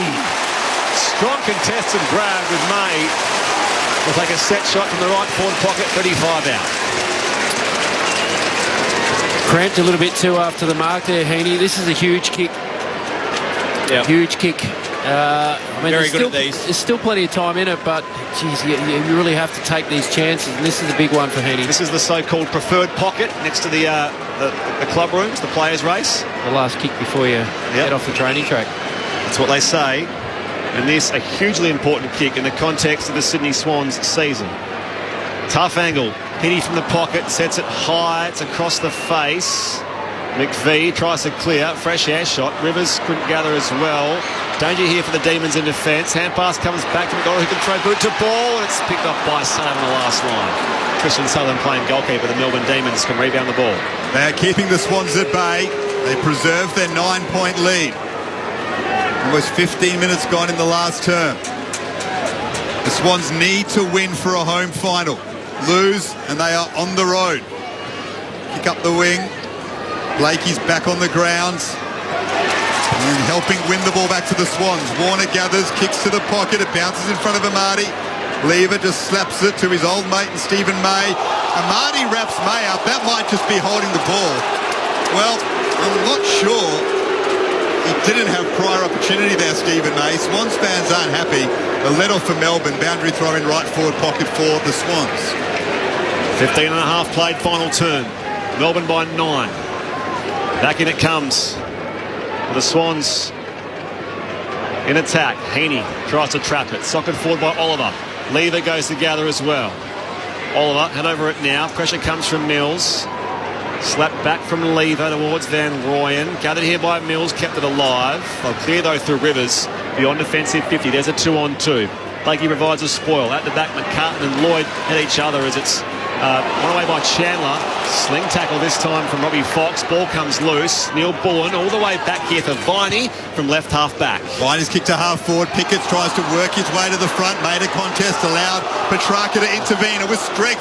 Stood up in the tackle. Got it to Fritsch. Long raking ball to the top of the square. Langdon will fly. Standing his ground though strongly down there is Dylan Stevens. As the two wingmen came across for that contest. Stevens held front position against Langdon and marked the last man in defence. Melbourne lead by 9 points. 17 gone here. Beyond defensive 50. Stevens kick trying to find Parker. Parker now is worried there by Lockie Hunter. Hunter somehow positions himself well. Gets it back in his favour. And his kick just skids through for a minor score. Margin back to 10 points Melbourne's way. Declan Byrne on the boundary. By the way, the crowd 41,753. Jake Bowie, amazingly, is about to come back on. So he's recovered, but Cunningham has limped off and he's getting a bit of attention for the Swans. Bit of carnage here at the SCG on this now Sunday evening. Declan's been busy, hasn't he? Yeah. More importantly, the Swans are under serious pressure. McDonald marks. Left half back goes short to Errol Goulden. Possession number 39 coming up for Errol. Loves the 1-2, Errol. Look at that. And that's 40 for him because he's got it back. Going again here. Brian Hayward on the wing. Hayward calling someone to go towards him. Told to play on. Kicks looking for McLean. Strong contest off hands. Oliver's at the base of the pack. His kick smothered, but it fell the way of Langdon. Oliver gathers it again at right half back. And now May has it just outside his own defensive 50. D's lead by 10 points. McLean gets his hands to it a lot, doesn't he? It doesn't stick. Kick was dicey across half back for Hunter. Switch comes towards the commentary wing now for Fritsch. As it currently stands, it's St Kilda versus Sydney nomination final in a couple of weeks' time. Bear in mind, the Giants can still finish 6th, 7th, 8th or 9th. They're up next against Carlton at Docklands. We'll get you there as soon as we're done here. Petrarca hand pass inboard on the wing. Back to Lockie Hunter. Bursting by. Kicks inside 50. Keziah Pickett. Second grab. Has paid the mark. Deep in the left forward pocket in front of the members' stand. It's become quite a target for him this second half, Pickett. Yeah. Lead up marks. Hard matchup. Errol just reminds me of a young Lockie Whitfield the way he runs. He never ever seems to be tired. He's a power runner. He gets 40 like it's nothing. As we approach time on in this low-scoring game, this will make things very tough for the Sydney Swans. Pickett lining up here for his second. He misses the lot, I think. Out of bounds on the full. No change to our score. Melbourne by 10. 19 gone, final turn. Swans have to get going now. Time is against them. And they need a couple of goals.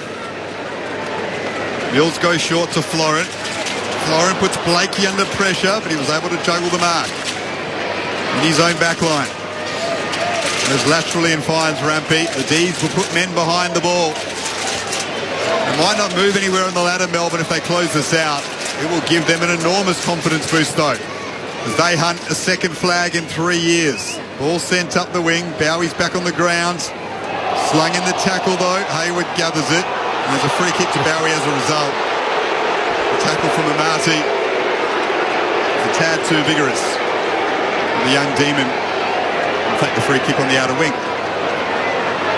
So Bowie kicks for distance up the outer side. Spoil from Robbie Fox. At the drop though is Langdon. Nurses it back inside 50 here for the Demons. On the half volley, it's bounced off the chest of Smith. Chandler brought down by Rampy, a strong tackle from the star defender. He follows up at ground level again, and it's out of bounds for a throw-in. 35 around from the Demons attacking goal, Paddington into the SCG. I've been really impressed with Chandler. He's a competitor, isn't he? This game is swung with 6 lead changes. Melbourne in control here by 10 points. Back in it comes. Chandler again. Hurries it back into the corridor on the bounce for Fritsch, who can snap from 30 out. All the way to the line, and it's there. Fritsch with his 4th. For his first game in 8 weeks, there were injury concerns to him late in the 3rd term, but he's back in a big way. Time on, final quarter, and the D's are out by 16 points. It's just a way to play. Yeah, they've dominated the quarter. Yeah, they have. And I mean, you called for it with Petrarca through early on in that 3rd. I think he's lifted since then. He obviously hurt you, Spike, but he was big early in this quarter. Viney, those players around the footy, they've just been tougher, they've been harder, they've won the ball. When they get in the front half, they're keeping it there. Yeah, and I mean, they look so dangerous. With the forward line of the Swans doesn't seem to be working right now. Those tours. Amani, I think, has had a poor day. He's given away a lot of free kicks. Just hasn't been able to mark the ball. McLean hasn't been able to do it either. We've seen some little bits, but they just haven't been able to get their hands on it. In Sydney, still haven't used the sub, believe it or not. Amani's been quiet, as you say, yet Aaron Francis still wearing his tracksuit top on the bench. So that's an odd call from John Longmire. They need the next goal, and they need it quickly. Melbourne win it again. Gone out wide to Salem, and now Lockie Hunter. They can chip it around, find loose targets. Hunter looks for Neil Bullen and finds him at half forward. The hard part, apart from Errol Goulden, I don't know who else is the player that's going to spark him and win the game of footy. Bailey Fritsch has sparked the D's. 4 massive goals from him. They look like securing a big win on the road before the finals. Mills with a tackle on Sparrow inside Melbourne's attacking 50. And then Goulden's kicked it out of bounds on the full, trying to get Sydney going forward quickly. It'll be brought back in by Clayton Oliver. Won't this be an enormous mental gain for the Demons ahead of the finals? 4 minutes left here. Oliver's kick, high to the hot spot, gone up in front. Batted away by Blakey. At the drop, Langdon. Beaten to it, though, by Wicks. Hand pass off to Mills, who can clear. On the bounce only as far as May. Here the bullseyes, middle of the SCG. McVie, hand pass all the way back to Lever now for the Demons. Long raking kick inside 50. Running start. Smith couldn't pull it in. McCartan on hands and knees. Gets it away. Oh, no, he doesn't. It's picked off by Laurie. And now Fritsch can snap from the pocket. A little bit of Fritsch and Laurie for Fritsch's 5th. And it's game done here. The D's are out by 22. They'll deny the Sydney Swans a home final in 2 weeks' time as they tune their own finals assault with their top 4 finish. Fritsch has one for the thumb. Well done to Melbourne. 10 minutes into the 3rd quarter, I thought they were done. The Swans were all over them earlier in that 3rd, and they just looked like they were sort of half sort of packed it in and became a little bit listless. But since then, my goodness, they've been all over the Swans again. Well, I think their star players have stood up when they needed it. They haven't had the best games, but they've had really big moments. I mean, Fritsch has been outstanding. We're worried about him early. Petrarca late. Viney very good for the majority of the game. Gawn's been quiet, just going about his business. I think Lockie Hunter's been good on the wings, and I think their backs have been outstanding. Yeah. Their backs in McVie and all those types have been great. 39-point turnaround, so 6 straight goals since that time on of the 3rd term. Bailey Fritsch has played 6 less games than Cozzy Pickett and now drawn level with him for the most goals for the year for the D's, with 5 today. What a match winner.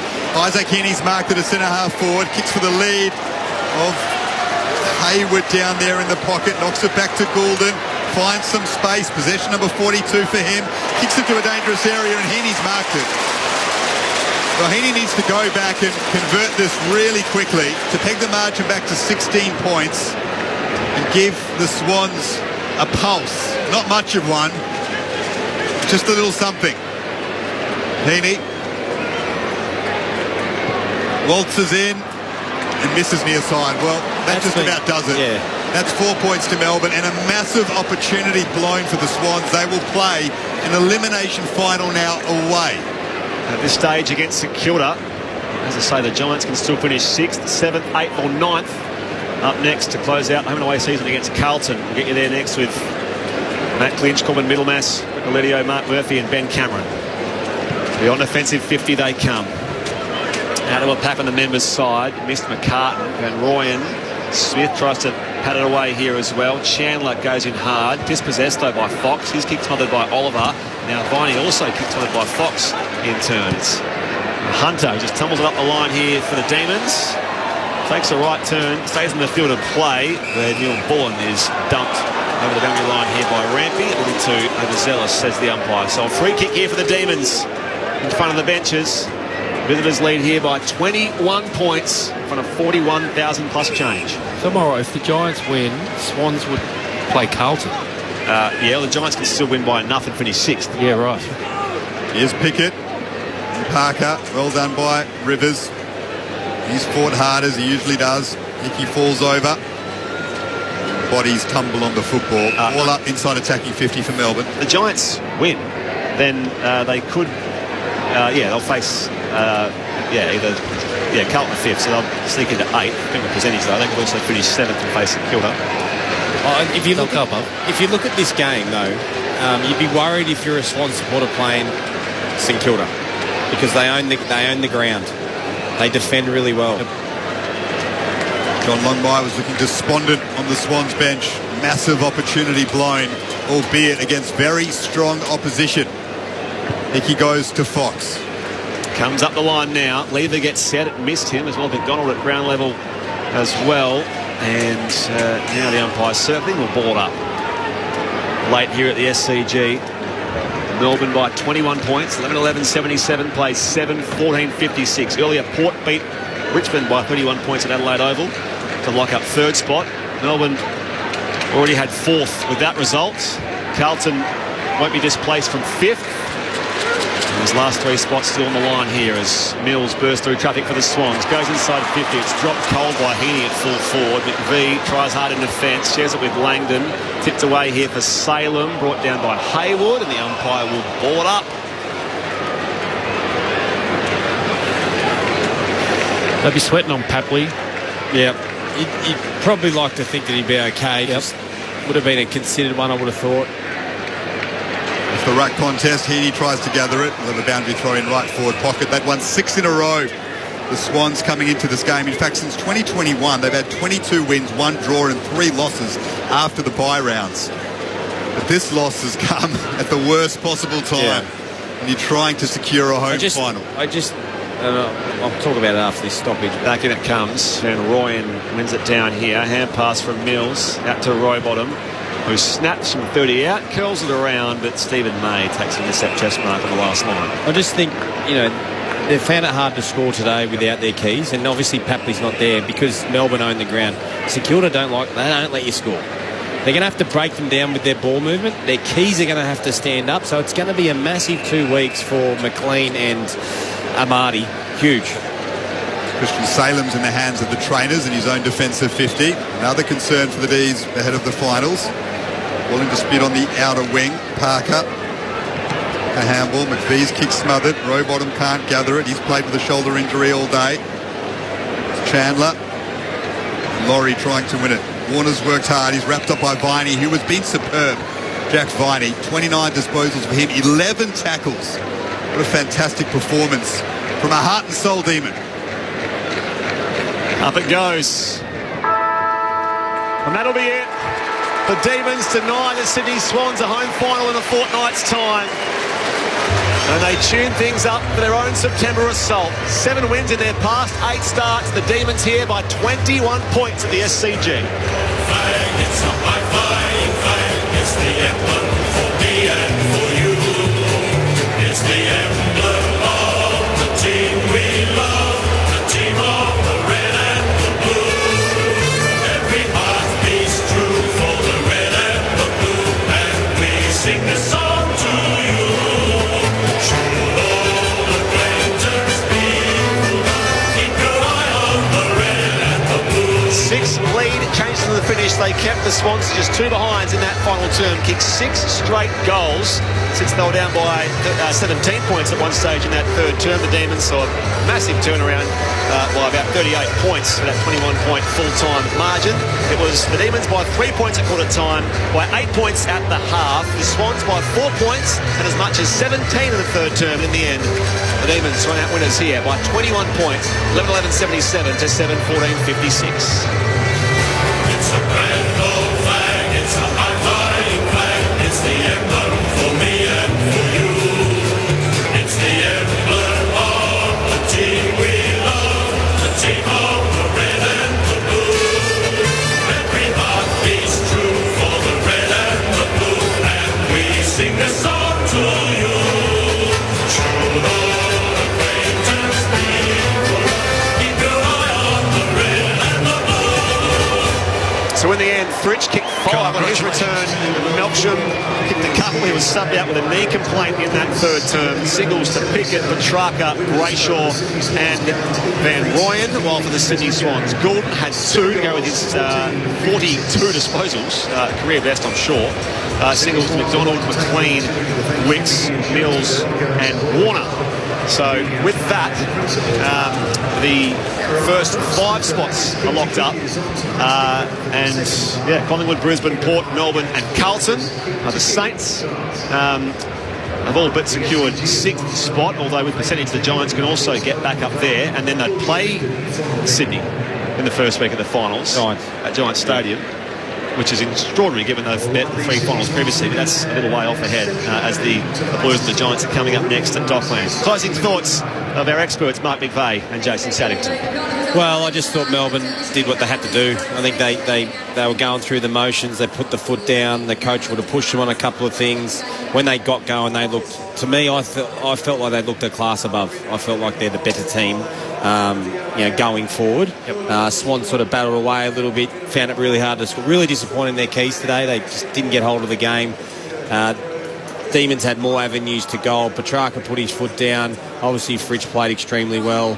They were clean in the contest and exposed, I suppose, the lack of run at times that the Swans had, but I just thought their forward line let the Swans down today and it showed a clear difference. Yeah, and even when they did get the opportunities, the Swans, they missed a lot. They missed too many set shots on goal. They weren't easy, but they weren't hard. Yeah. And you got to take those chances. You got to take your momentum when you've got it. And they had that early in the third, but it wasn't enough. Melbourne was just too strong. Slight correction. Obviously, St Kilda are ahead of the Swans, and the Swans can't get in more points. So that will be Giants St Kilda if the Giants do get there. But either way, it's sort of play out in the next 4 quarters. I mean, they got lucky last week, City. Let's be honest. I'm over this. They got fortunate last week, the Swans. I mean, they should have lost that game ultimately. They got luckier early on in the season when they got the win against North Melbourne for an interchange infringement. They've also been unlucky here a couple of times with injuries in tight games, but 7-14-56, they let themselves down today with bad kicking, and you can't do that, can you, against the best in the competition, of which Melbourne are one of those sides. How big a statement is that from the D's ahead of the finals? Well, I just think it's one of those ones where they walk away and go, well, we just needed to win, and we just did it in patches of the game. They'll be extremely confident. Hopefully their injuries that we spoke about are okay. They're dangerous. They're very dangerous. They can own the ground on you. The way to get around them is you're going to have great ball movement. Really good ball movement because they're just too smart. Yep, and you're going to have to take risk. Yeah, get through them, and it's going to have to come off. Yep. Because you're right, they do set up so well. They're very difficult to get through, but you're going to have to take risk to get through Melbourne. Who's doing our last? Yeah, I've got him. 3-2-1 Player of the Year votes. Bear in mind that Zach Butters has won the awards. Yes. That was announced earlier this morning as our ABC Player of the Year. But who's got the 3-2-1? I'm going to go 1 vote, Christian Petrarca. I thought he was the difference, or got him going in the end, really. He had 29 disposals. He had 6 score involvements. He kicked a goal himself. He won clearance. I thought when they needed the star to stand up, he did.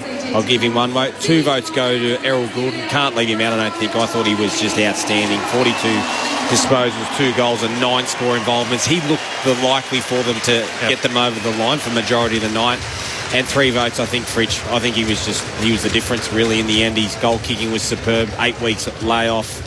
Comes back, had an injury scare and still kicks 5, all on Rampy. So I reckon it was a really good effort for 3 votes. Melksham subbed out in the third term, as I mentioned, and no sub made by the Swans. Aaron Francis didn't that's weird. Time. So Amati finished with 7 disposals one behind, 5 marks, but none of them real damaging marks inside 50. And you had Aaron Francis there and didn't use the sub. Yeah, that's why off air I sort of mark at three-quarter time. You can play forward, Francis, because he can mark the footy. Like, he's just struggling for someone to mark the footy. But anyway, it didn't happen. It's probably one of those ones where they'll just go onto the line to try and hopefully the big boys mark 1 or 2, because they were 10 points down for a majority of that last quarter, and hopefully clunk one, but it didn't come. You should mention Jack Viney may be unlucky to miss the votes, but there had to be someone who missed out. I mean, 29 disposals, 14 of those contested.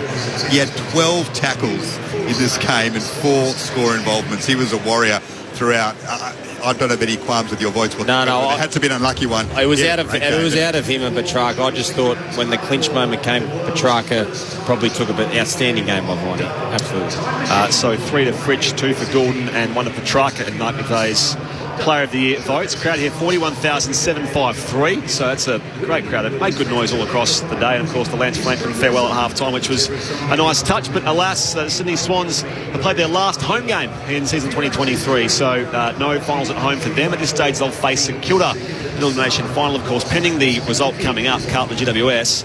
They may also drop to 8th, the Swans, and play Carlton. So that's... Just tell us, can you just go through again this play? I can't. I'm confident of that at least. Forget the Sydney Derby. There's no chance of a Derby final anymore, but it was up until a couple of hours ago. Yes, that's it. We've got 9 teams left and 8 spots, and it goes right down to the last game, which is fantastic. How consequential, Spike, and you've coached the team. No Sam Taylor for the Giants coming up. I think it's as big as Toby Green being out. It's massive. In fact, you've got to look at all the movements now that they've got to make to cover off.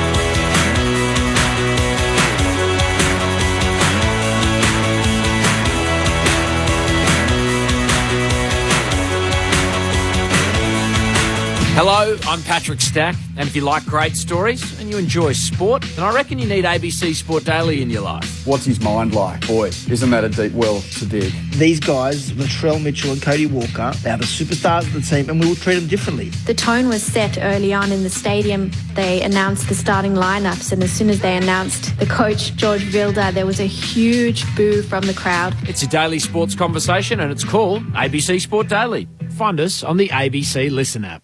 Step into the heart of creativity on ABC iView. A place to embrace a national treasure with Inside the Sydney Opera House. Opening nights are always stressful. It's ridiculous how emotional it makes me. You just need to make sure we get it right. And enjoy artworks, Last Night of the Proms, Knowing the Score, and so much more. Do you expect to be that mood? I didn't. Your heart's desire in arts, music, and culture. It is magic. All streaming for free on ABC.